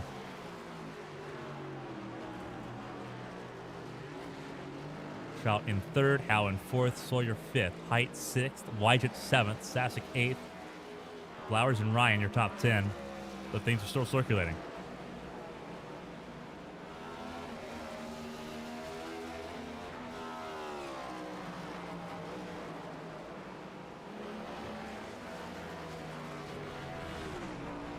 Now for Denny getting out of the way and staying out of the way. Roberts goes to turn 13. Valentin's already out of pit lane. Not even close. I would have to go back and look here.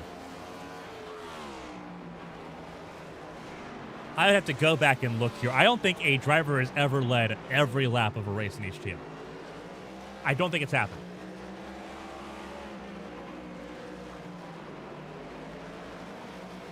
Getting a couple of reports. Olivia Pereira making the claim that Emily Howe made contact with her and ended her race, which I don't have a replay of, unfortunately. Obviously, it'll be a review post-race, I'm sure, by the HTL officials, as most incidents are. Martin Roberg, steering wheel fell off, broke a clamp. Weirdest DNF ever. Hopefully it didn't affect anyone's race. Doesn't look like it did for Martin Roberg there, but it is a weird DNF there. Not the first technical DNF we've seen, but unfortunate nonetheless. Patrick Oberstadt coming off the shoulder surgery. We talked about that going into Daytona. Was trying to just kind of nurse it here, still going through the therapy of rehabbing from shoulder surgery. Patrick Oberstadt said 30 laps was it. His shoulder couldn't take any more here in Sonoma. He'll try again in Phoenix next week. Props to Oberstadt for knowing where his limits were physically. Another question, does Rudy Valentin lap the whole field? I don't think so, but he's going to have most of the field a lap. He's going to have up to about fifth, I think, a lap down here pretty easily. And that is, in and of itself, awe-inspiring. Bryn Roberts down pit lane this time. Emily Howe will take over second place once again. Yeah, I'm trying to look for stats here because we are in unprecedented territory.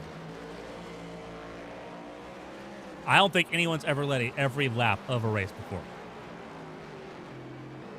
I'm looking at the road courses because the road courses would be where it would happen if it did. Daytona Road Course Season 1, Frankie Barroso won that race over Dustin Hall, but there were 3 different race leaders, 5 lead changes in that race. So no, it wasn't that one. Looking at the next one here. We're looking at Watkins Glen, which was won by Samuel Baumgartner. 3 race leaders in that one as well. Barroso and Baumgartner both led 25 laps apiece. Dustin Hall led 1 lap as well. 6 lead changes between 3 drivers on that race, so no.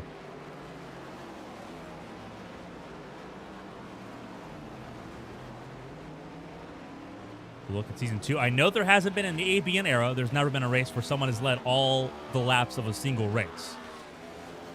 We've had dominant drivers, but usually it's been a pocket of dominant drivers. Usually it's not been this.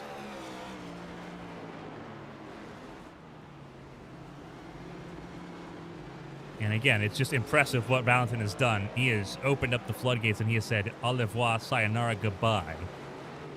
Alistair Kirk would be the closest Season 2 here in Sonoma. There were 2 lead changes. It's as close as you can get. Alistair Kirk led 59 and 60 laps. Nathan Estep led the other lap. So no one has led every single lap of a race before. At least not that I've seen so far. Alistair Kirk would be the driver to have done it if it had happened. There were 2 lead changes in that race. Estep took over the race lead under pit stop sequence is what happened there.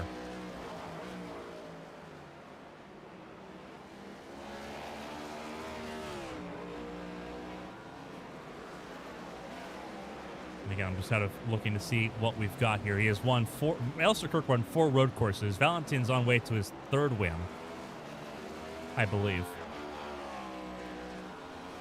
That's only Howe's stats. Wrong driver.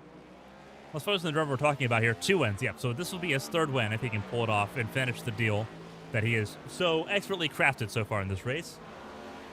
Trout's just up the road there. You saw him in frame. There he is. How different has the first half and second half been for DJ Trout. Been rough. No speeding penalty that time around, though, so DJ Trout having a better second half already just by not having that speeding penalty, but already on the verge of going a lap down, and he was the second fastest car on the racetrack qualifying, which is insane. So I'm kind of just taking a look here at all of Alistair Kirk's road course races here. He didn't win Watkins Glen in season 2, I think. No, season 1. He didn't win that race. He didn't even lead laps in that race. So, not him. How about Charlotte? He led 47 of 50. Matthew Boone and Dylan McDonald also led laps in that race. So, did not take the... It was not a Grand Slam there. Alistair Kirk, 39 laps led of 51 at the Charlotte Roval in season 2. No, sorry, Watkins Glen season 2. So not a Grand Slam, not even close to a Grand Slam there. Swatsworth, Estep, and Santiago also led laps in that race. Alistair Kirk led 29 of 40 at the Daytona Road Course season 2. Estep led a lap. Henderson led 8. Boone led 2.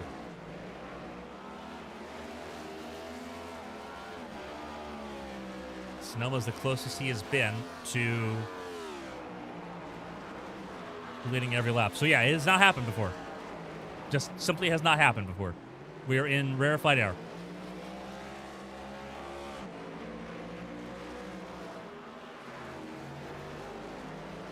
Thompson explaining what happened with her retirement. Turned in 2 ready for turn 1, hit the inside wall, and went to the outside wall. So the 27 out of the race there. Got some ice cream, and the sadness alleviated a little bit. Valentin just at the fast lap of the race. They won 12.198. Goodness. He's going to get into 111s. He is going to get into the 111s in this race. I have a feeling. And that is gross. Just straight up gross.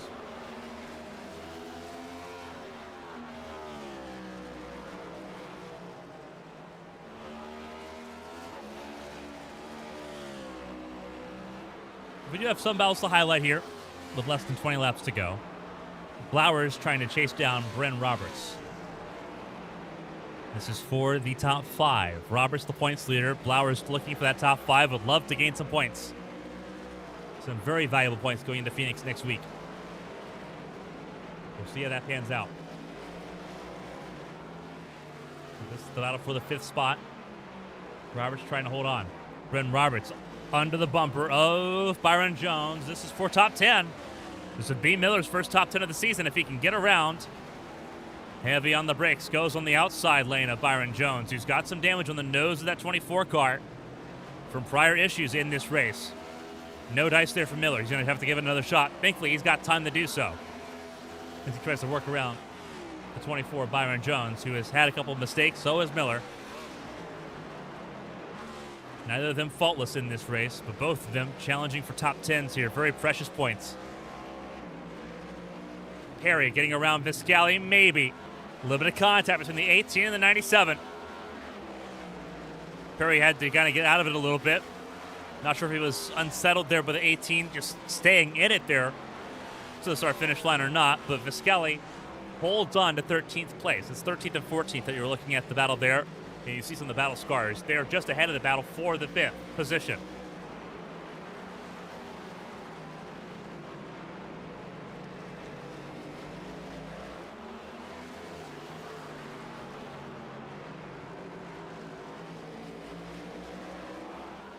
And Perry gets out of the way of those on the lead lap.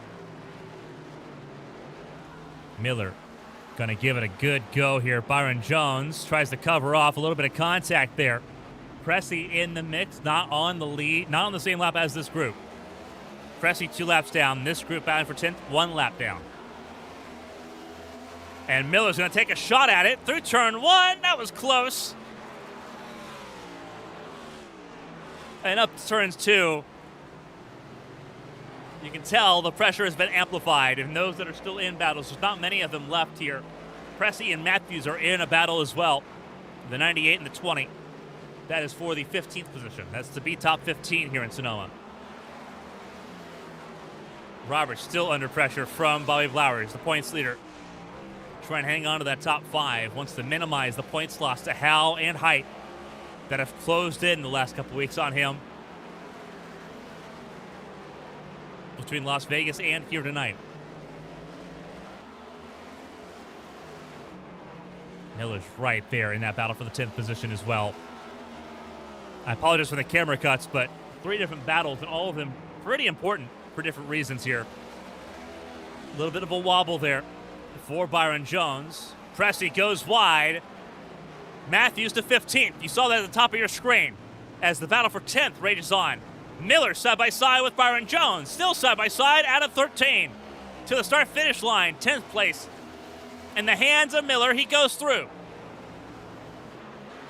Miller for top 10 for what could be his first career top 10 in HTL. Roberts holding on to Blowers here, keeping him at arm's length for that top 5. They got around Meredith, who is not on the lead lap, far from it. Meredith right now in the 21st position. He has had troubles still in this race as we come to 11 laps to go here for the race leader. 11 laps to go right now. As a matter of fact, he's gotten around DJ Trout. 6 cars remain on the lead lap. 67 laps completed, 67 laps led for Rudy Valentin in what has been a schooling for the ages on the road course here in Sonoma. Next time around, only 10 to go. A little bit of a lockup ahead of Bren Roberts, I believe. I have to take a look here and see who's ahead of Bren Roberts here. See if the camera can give it. That is Viscali. Viscali sitting in the 13th position at the moment. Not battling with these two. Not on the same lap. And Viscali is actually going to move out of the way for both of them here. Viscali recognizing no fight in here. There's nothing to lose at this point. Viscali's got a decent margin to Mo Perry, over 2 seconds still, to try to hang in there. As Roberts has in a little bit of extension there, 3/4 of a second as they hit 11 to go. Valentin comes across start finish line. He is out at 10 laps to go here in Sonoma.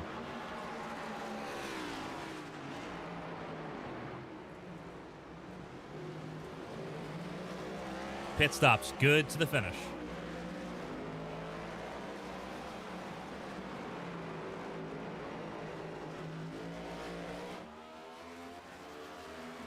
Valentin doing a great job so far.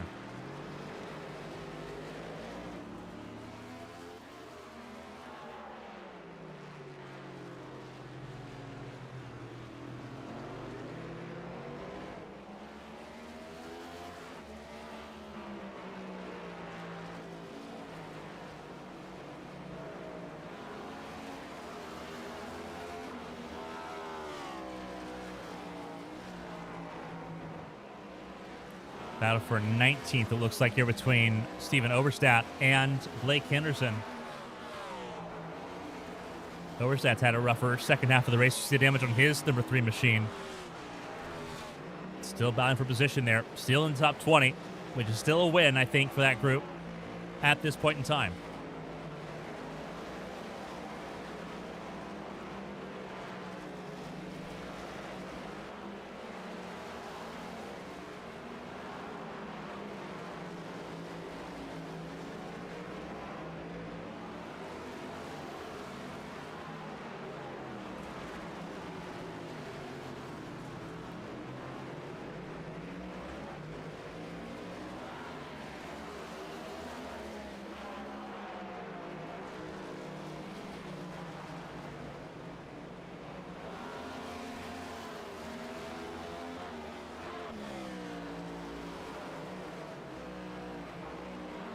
So the pass.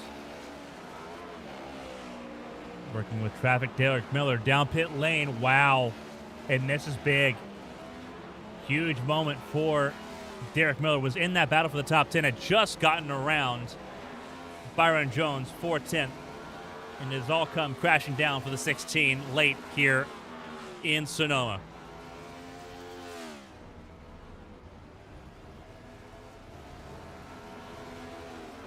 take a look at a couple of replays here. This is what happened to Derek Miller, and this is going to be unfortunate. Apperson got loose there in turn 12.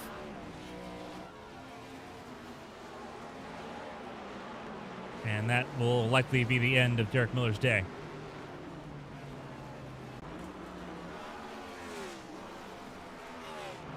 And so he will lose out on the top 10 that he had worked so hard to earn from Byron Jones. Byron Jones gets it back and will have a little bit of time to just bring it home. He's got about 10 seconds in hand to Eli Sasek, so he can just kind of coast around the remainder of these laps and just kind of keep it on the island here as Rudy Valentin leads the way. Henderson and Oberstadt once again close quarters into turn 13. And they're both trying to let Mo Perry go because they see him on the lead lap here. And Henderson's going to be the one that loses out the most there. A little bit of miscommunication. Oberstadt also lets Perry go by out of the exit of turn 13. And so they will start the battle again here.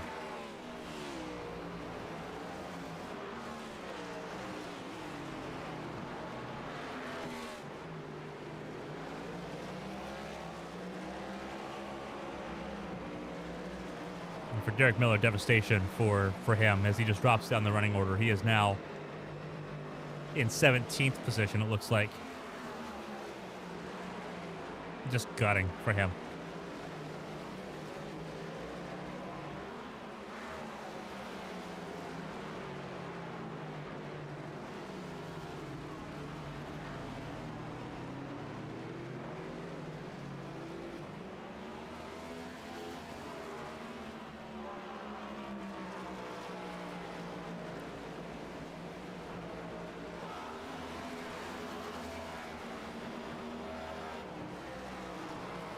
There's Rudy Valentin going through turn 12.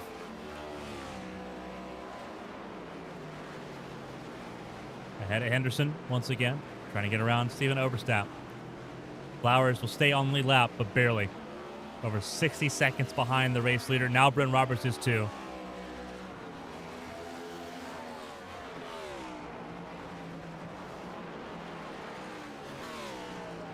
Not a whole lot you can do. Henderson coming down pit lane this time will give up the top 20.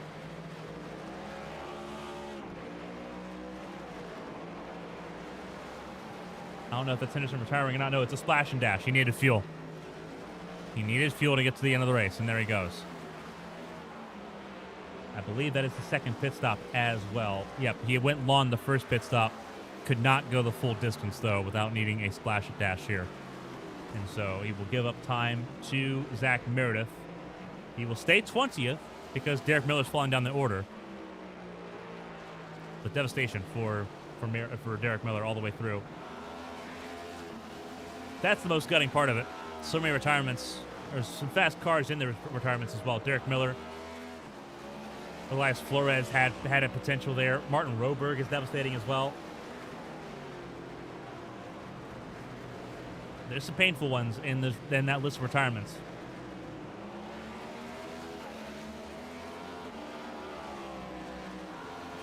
Five laps to go here for Rudy Valentin in Sonoma.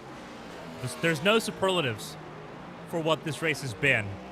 It has been, and pardon the French, or we don't use it very often, it's been an ass-kicking.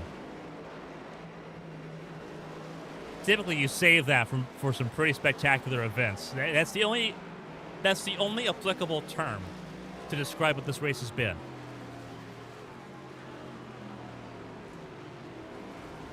Lights to flag domination.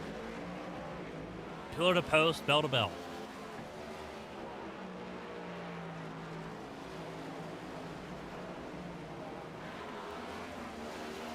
Well, I said it earlier. You could have given this man a go-kart, and the result wouldn't have changed in the slightest.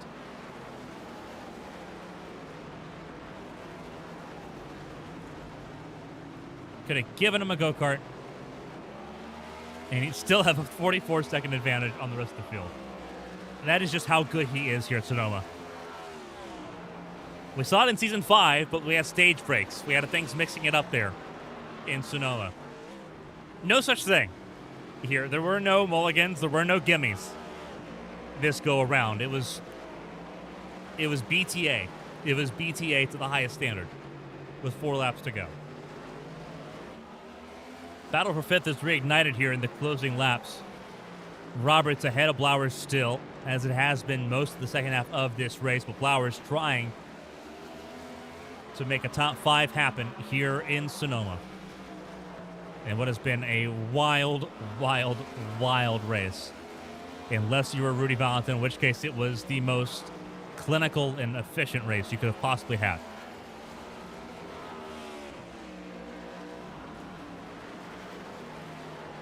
Rudy Valentin's last lap, 112.6. A little bit of a trouble there, and Roberts gives up 5th place. Went in deep into turn 13. Now Blowers has the top 5, and he's going to try to hold on to it here.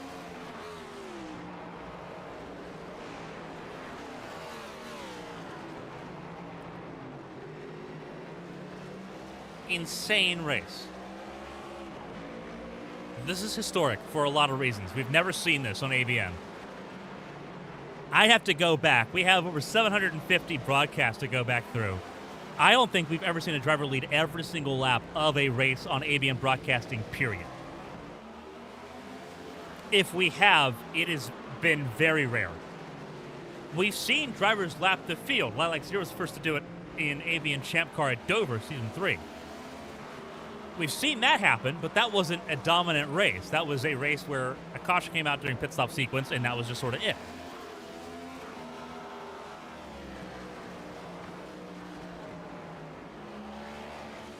This is different. This is new. Roberts will apply the pressure to the 34, who clipped the inside wall of the 13, and now your points leader has a chance. They take 3 to go.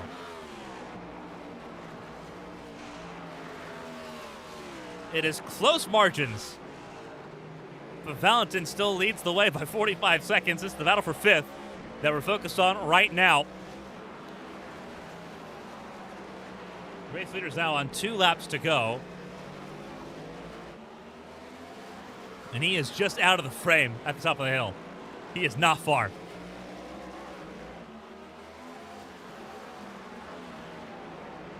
Perspective, there's Valentin right now. Camera didn't even change cameras. Same camera.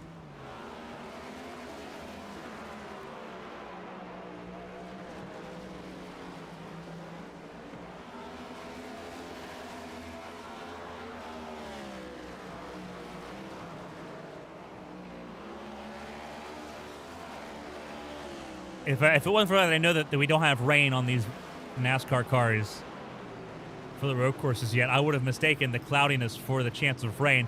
A little bit of wide in 13 for Blowers, side by side for the top 5 as they come to 2 to go. Blowers holds on. He's going to hold on another 2 laps. Rudy Valentin will come around. He will take the white flag presented by Henderson Graphics.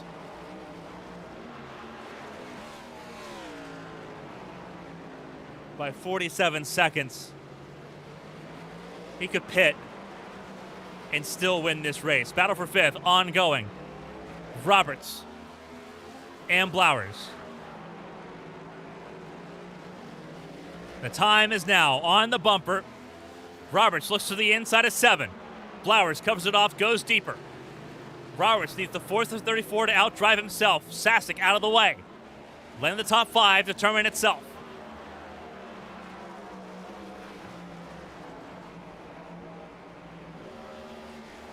A little bit of space for Blowers. Very needed going through this part of the racetrack towards turn 13. They will take the white flag this time and stay on the lead lap just barely. Blowers has to keep it clean here. Henderson out of the way. Battle for 5th rages on for one more lap. Rudy Valentin, no. He'll make it. Race win number 3 in his 6th start. His 2nd in Sonoma. Rudy Valentin is the conqueror of wine country.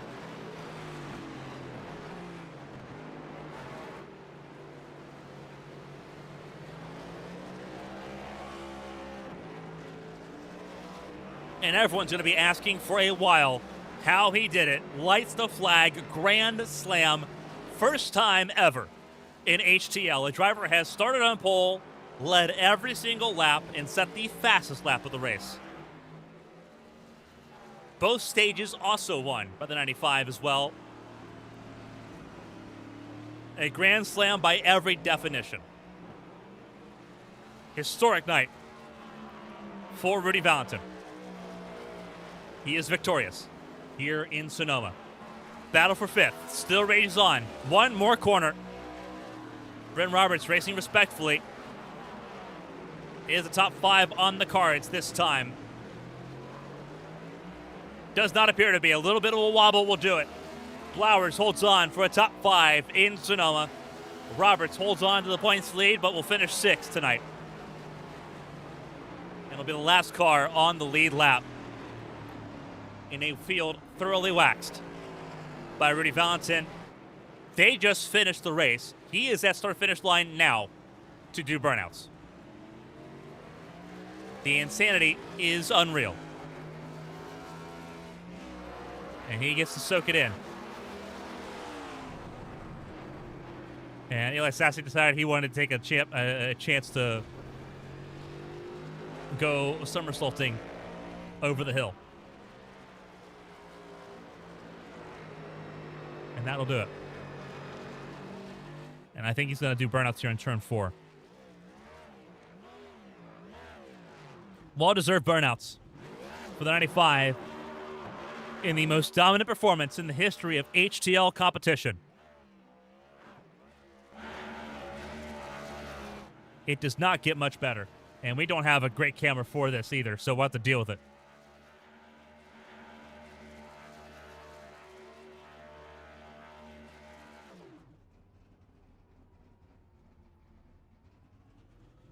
Rudy Valentin successful and dominant here in Sonoma in a way we have never seen. Alistair Kirk was the closest, led 59-60 in Season 2. This race was longer, was more strenuous, had more cars in it, almost double the field size of that race in Season 2. And Rudy Valentin, the king of wine country, gets a bump from his teammate Tucker Sawyer.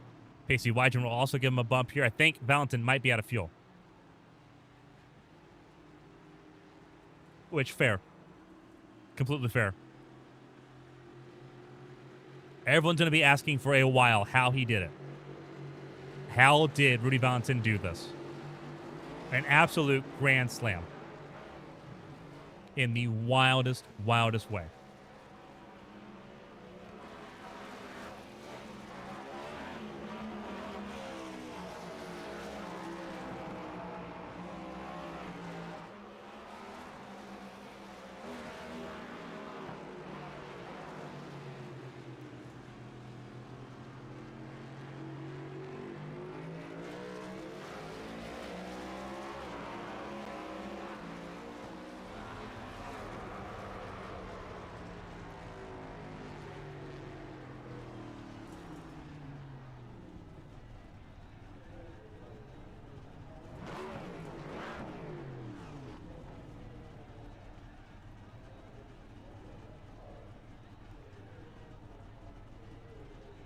We'll talk to your opponent finishers here in just a second. I'm in awe of how this turned out.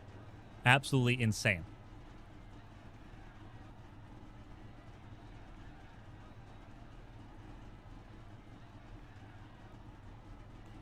Flabbergasted is the only way to put it, really.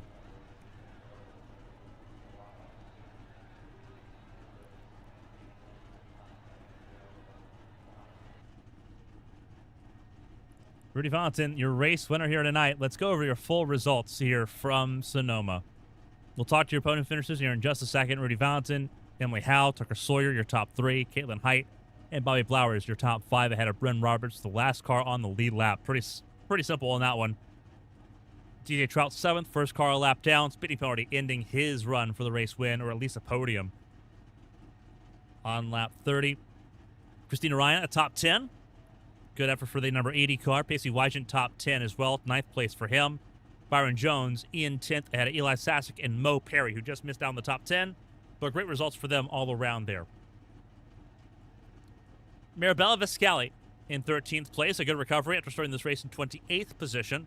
John Matthews from 31st to 14th, a huge gain for him as well. Nick Pressey, where he started, in its recovery drive to get to that point, spun out early and had to work to get back to 15th place from there. He did so successfully, and he'll move on to Phoenix next week. Jason Scott from 32nd to 16th, half the field gained for the 91, in a quiet but effective race for the Joe Show Racing driver. Zach Apperson in 17th place will keep himself pretty safely in the top 16 heading into Phoenix. And that was objective number 1 for the number 4 camp here tonight. Steven Overstat likewise minimized the damage. Gained spots, started 23rd, finished 18th, 5 spots gained. Not a lot to complain about there for Steven Overstat. Zach Meredith from 20th to 19th stayed where he was for the most part of the race, despite all the contact and drama.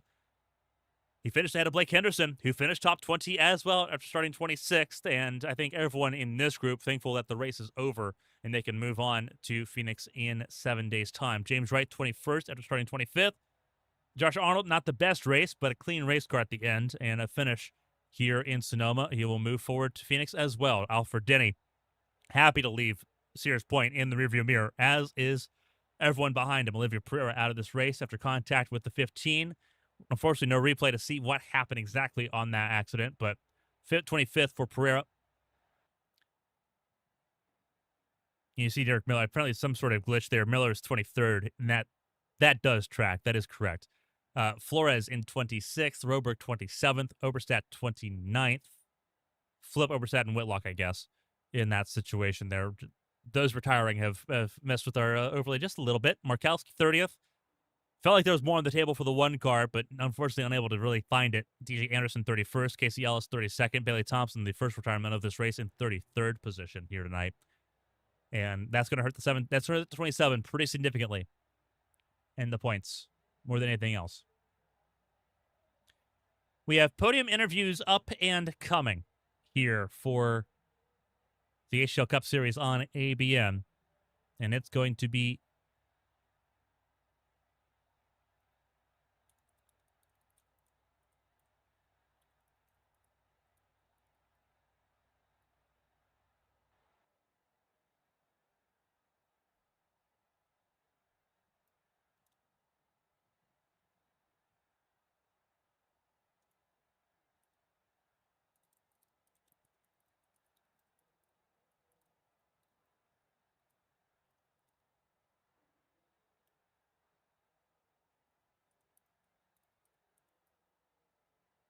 alrighty. Let's do our podium finishers here. Let's start with Tucker Sawyer, who finished 3rd tonight. A phenomenal drive for Tucker Sawyer to finish 3rd here in Sonoma. It felt like everyone was sort of battling for 2nd, but Tucker Sawyer, this could have been a lot worse. Everyone had a little bit of a rocky start here in Sonoma. Walk us through your race from that 3rd position in that 90 car. Yeah, the start, I spun the tires. I somehow managed to keep it straight, even though it felt very sideways. And then from there, I was just underdriving and saving tires and fuel, because I knew if I pushed, I'd end up in the wall like every other road race I've done in the last month. So yeah, and then I just kind of did my own fuel strategy, and it worked out pretty good, and capitalized on some mistakes from other drivers, and I ended up 3rd, pretty satisfied. I started catching Emily at the end, and then I just lost all my pace, and Emily built up like a 4-second gap, and then I managed to get my pace back and closed it down. But yeah, that was probably the hardest road race I've done in a while. Tough. 78 laps, no stage breaks or anything like that. We talked about the physical endurance that this race would be there for you. It was definitely difficult. That 3rd place, though, all the more sweet given everything that you had to kind of go through to kind of get to it. How physical was this race? For those that maybe aren't familiar, Sonoma's not an easy road course by any stretch of the imagination. We saw drivers actually have to pull off because of the physical strain. How difficult was the race in the cockpit, having to keep focus for that entire length of time? It doesn't help that I have like a skin condition where when my body gets hot, I just start breaking out and itching everywhere. So that's what happened on like the last 15 laps. I was just like battling with my entire arms and face itching, and it was not fun at all. But I managed to push through it somehow. Um, yeah, very tough. Like my knees are hurting and my feet are kind of numb because I can't really get up and move around. So. Obviously, physical strain is a big part of this. A third place having to fight through that is an enormous effort. Um, Obviously, not meant to be full time here. You've been doing most of the races here while they try to find a driver for that 90 car. Obviously, the question now sort of moves into how do you recover to get ready? Because obviously, you have the champ car race on Wednesday. That's sort of been the focus, is trying to win the championship there as well. How do you recover in time to get ready for the races coming up on Wednesday and Thursday with the open wheel stuff? I'm not too worried about Champ Car because it's an oval, and I'm not having to do a lot of moving with my arms and feet. I'm just pretty much turning left unless something bad happens and I gotta turn right.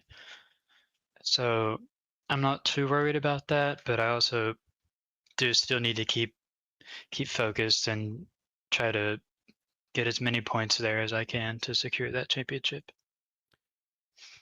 A good start to the week here with a third place in Sonoma. Before we let you go, if there's anyone to shout and say thank you to, the floor is yours. A phenomenal job here in wine country, a P3 here after a very difficult race, a very physical race here in Sonoma.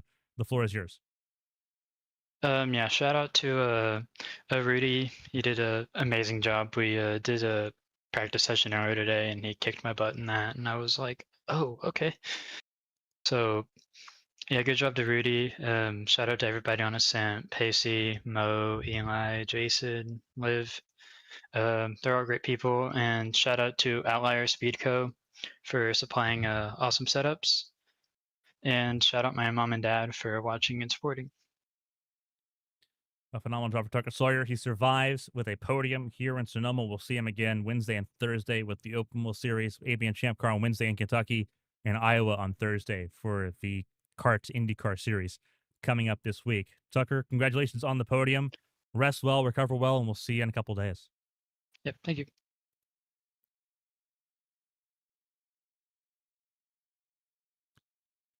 And we move right on along to a driver that started this race in third, back-to-back podiums, back-to-back days. From finishing on the podium in Indianapolis to finishing on the podium second place here in Sonoma. Emily Howe, walk us through that race. Obviously, I don't think anyone had much for the 95 tonight, but what was it like for the 15 camp? A very physical race for just about everyone involved tonight. Uh, you know what, Carmen? I hate Sonoma. I hate it with all my being. I can't, words can't describe the amount of dislike for this putrid, disgusting track in wine country. You know what? This is like everything that's wrong, like the inverse of a good track like Road Atlanta, right? Road Atlanta has vineyards. Road Atlanta has grass and like foliage, and it has good corners and has good elevation changes and like, good straightaways. But no, this track, it's not fun. No good. No bueno. My arms hurt. My legs hurt. My knees hurt. My brain hurts. I didn't really have much of a setup. Kind of came in with the fixed set and then threw some stuff at it, and managed to have P2 pace out of it some way somehow. Tried to cheese it up on the pit stop and dropped her in too low and spun out immediately. Did you catch it on TV? I think we caught the end of it. That was at the top of the hill in turn 3. If so, then yes. Something like that. Yeah. So you know what? I don't know. Track Well, sucks. At least it's not Bristol. We'll go with that for at the moment. You didn't flip in the race today. That's another positive. That being said, this helps you out in the points. This was a race that was needed. You finished ahead of everyone you needed to finish ahead of. Rudy Valentin, not part of the Drivers' Championship conversation. From Roberts finished 6th. Your teammate Caitlin Height finished this race in 4th. So some pretty good points earned today, especially the stage points there. I think you finished third in stage 1, second in stage 2, making things pretty straightforward there. Phoenix coming up next week. We know how crazy races in Phoenix normally are, with the dogleg being as open as it is. What's the expectation going into that short track race? Cautions, I assume. Probably get wrecked. Maybe do some wrecking. I don't know. What are your thoughts, Carmen? What should we do at Phoenix? It's your car. Let's try not to destroy the race cars. Well, I don't want to destroy the race cars, but if someone else, starts it, we have enough marker brake penalties going on right now. I would like to clear those out of the way before. I don't think I have any, do I? You don't, but the team overall does. Has more than enough Well, from Atlanta. That being said, a great way to start the week. Back-to-back podiums here. Third last night, second tonight. Reason to believe that maybe the next time you get into a race car, if the train continues, it's a race win. If that's Winstel, then that's a phenomenal way to sort of walk into Fontana, where you've already podiumed. I like how you think, Carmen. I'm hoping for the best here. That being said, if there's anyone to shout out and say thank you to the floor is yours. Obviously, a lot of fun staying on the racetrack. I get to see you now 2 times a week instead of just on Sundays. A phenomenal drive here. Still working for that first points win of the HTL Cup Series season, but it feels like it's not far away. Your first podium. First podium, second podium. You podiumed at Atlanta. If there's anyone, yeah, second podium. It's been a long Monday. But if there's anyone who shout and say thank you, Junior. Yeah, if there's anyone who shout and say thank you to the floor is yours. Congrats on your second podium of the season. A phenomenal drive and consistent all the way through. You were never outside the top 4 at any point in this race. Yeah, I want to shout out to Magic for making a wheel that'll break my wrist every time I hit a curb at Sonoma. I want to shout out Fanatec for breaking my knees every time I try to do a lap at Sonoma. Shout out Rudy for being a good clean racer and being super fast and having a good setup and all the work he did to have a 55-second lead at the end. Something like that. I want to thank most lap cars for getting out of the way. Emphasis on most. What else? I want to thank Blake for putting on this big old show we got and this his paints. He makes some good looking paints. Shout out you for putting on the broadcast. Shout out the fans for sticking around for the past 10 minutes while me and Carmen do this back and forth bit we do every day now. That seems like Shout out me for finishing third and podium so I can get interviewed and do this and shout people out. And you know what? Yeah, I think I'm done shouting. A phenomenal race for Emily Howe. Back-to-back podiums and back-to-back days. Well, she can do it again in Fontana, where she's already finished second in Winstel on Sunday, coming up for the Winstel Cup Series. Emily, congratulations on the podium, and we'll see you again next weekend for Winstel and HTL once again. Congratulations. Woo! And we go to the driver that waltzed through the field here. I did get a correction before people yell at me more in the YouTube chat. I don't look at the YouTube chat. I look at the Patreon chat, and I don't see anything there.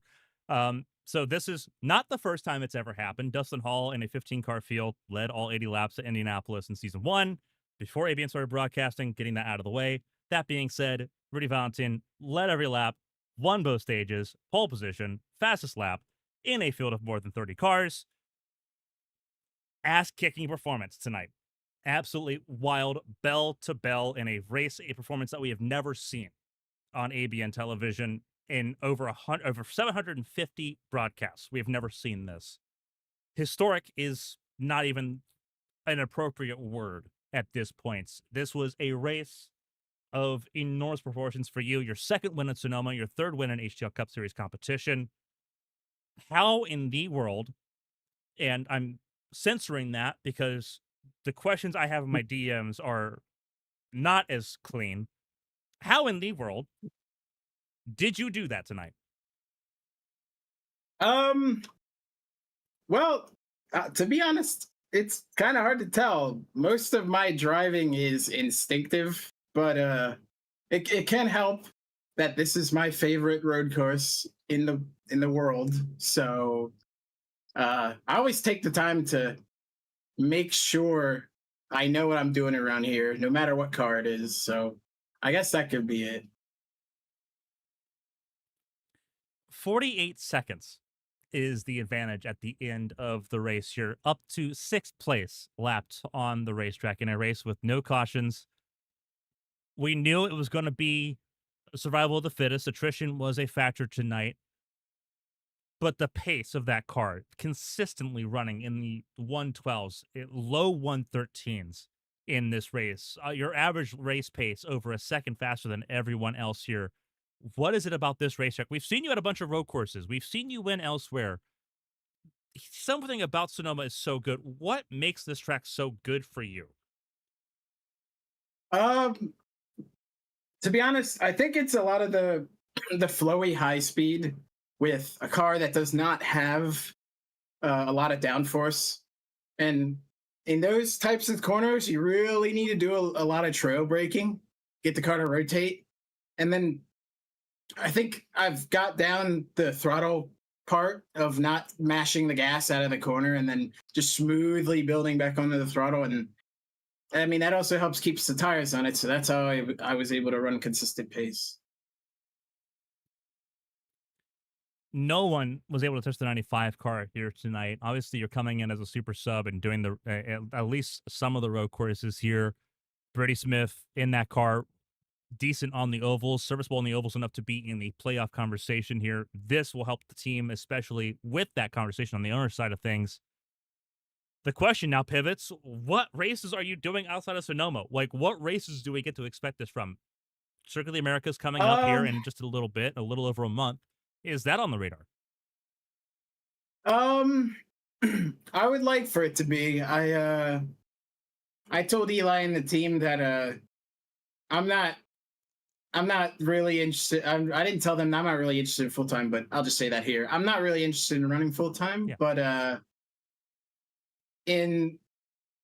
think I want to get a ride for there, but it's all up to the team and whether or not they have a seat open for me. I'm not there to take anybody's ride or anything like that. I'm just here to be a good help whenever they need me. It doesn't get a lot more helpful than winning both stages, leading every lap, getting the fastest lap, pole position, winning the race, and almost lapping the entire field in a singular race. People can't do that in a season. And you did it all in one race, and that is just insane. That being said, obviously you're not racing full time. We're not going to see you at Phoenix. We're not going to see you at Talladega, obviously. In the meantime, if there's anything else if there's anything else you're doing, if you want to plug it, go ahead and do so. Beyond that, if there's anyone to shout and say thank you, the floor is yours. You did a phenomenal job. It was historic to watch tonight. Again, we've been doing this for years now, over 750 race broadcasts that we've done, and no one's ever had this performance on ABN before. The floor is yours. A historic performance. Congratulations. Thank you so much. Yeah, as you said, I just want to say thanks to Ascent and all the members of the team for letting me do this. And also want to give a shout out to our sponsor. Let me read this here. I can hear the paper. I can hear this. I can hear Sorry, this paper. I had written down on my wrist. My bad. Yeah, thanks everybody at Ascent for letting me do this. It's been a pleasure. A phenomenal job. Outlier Speed Company. If you want a little bit of advertising there, 48 seconds the gap between first and second. It mind-bogglingly fast for Rudy Fountain tonight. Second win in Sonoma in HTL. Third win in general. His fifth career pole tonight as well. Out of 6 starts is pretty insane to say the least. If we see you in Circuit of the Americas in next month, can't wait to see it. If not, more road courses to come. You got Watkins Glen coming up as well. You've I think Daytona Road Course is also on the calendar. You've won there in HTL as well. That was your debut, and you won that. My debut, yes. So if we don't see you in Austin, we will see you at some point. I'm pretty sure. And if there's no room on Ascent, one of the other many teams in HTL, grab this dude. 100% grab him. Like, that is points on the board. Please. in all reality, Rudy Valentin, congratulations on your race win tonight. Again, historic doesn't do it justice. Congratulations, and hopefully we get to see you again on our screens very, very soon. A lot of fun tonight. Congratulations on it all. Thank you very much. It's been a pleasure. Rudy Valentin, everyone, your race winner. Historic for ABN. I'm going to say historic for HTL. Last time it happened, it was 15-car field to Indianapolis in a car where passing wasn't very easy. We saw a lot of passing tonight, but it just wasn't for the race lead. 33 cars started. Rudy Valentin was the fastest of the bunch. Survival of the fastest here from Sears Point, California. For the Cup Series, we'll be live again next Monday in Phoenix Raceway, and then we head to Kansas to end out the month with the upcoming races on your screen right now. A wild, wild race, to say the least. We'll be live again tomorrow night from Kentucky for the HTL Challenger Series from Kentucky Speedway. Back-to-back races in the Bluegrass State. And then we'll be live again on Thursday for the IndyCar Series from Iowa. Doubleheader there on Thursday. And we'll be live again on Sunday. The HTL Cup Series regular season finale from California Speedway. We'll be back here on the West Coast. And we'll stay on the West Coast. We'll move to Arizona for next Monday's race in HTL. A huge shout out to everyone that helps make this possible. Would not be possible without them. For everyone, for HTL, for all of its partners, everyone here at ABN Studios. I'm Carmen, Sienna. Thank you all so much for joining us here tonight for a historic broadcast. Rudy Valentin, your race winner, with a grand slam of epic proportions. We'll see you again tomorrow night from Kentucky. Until then, so long, everybody.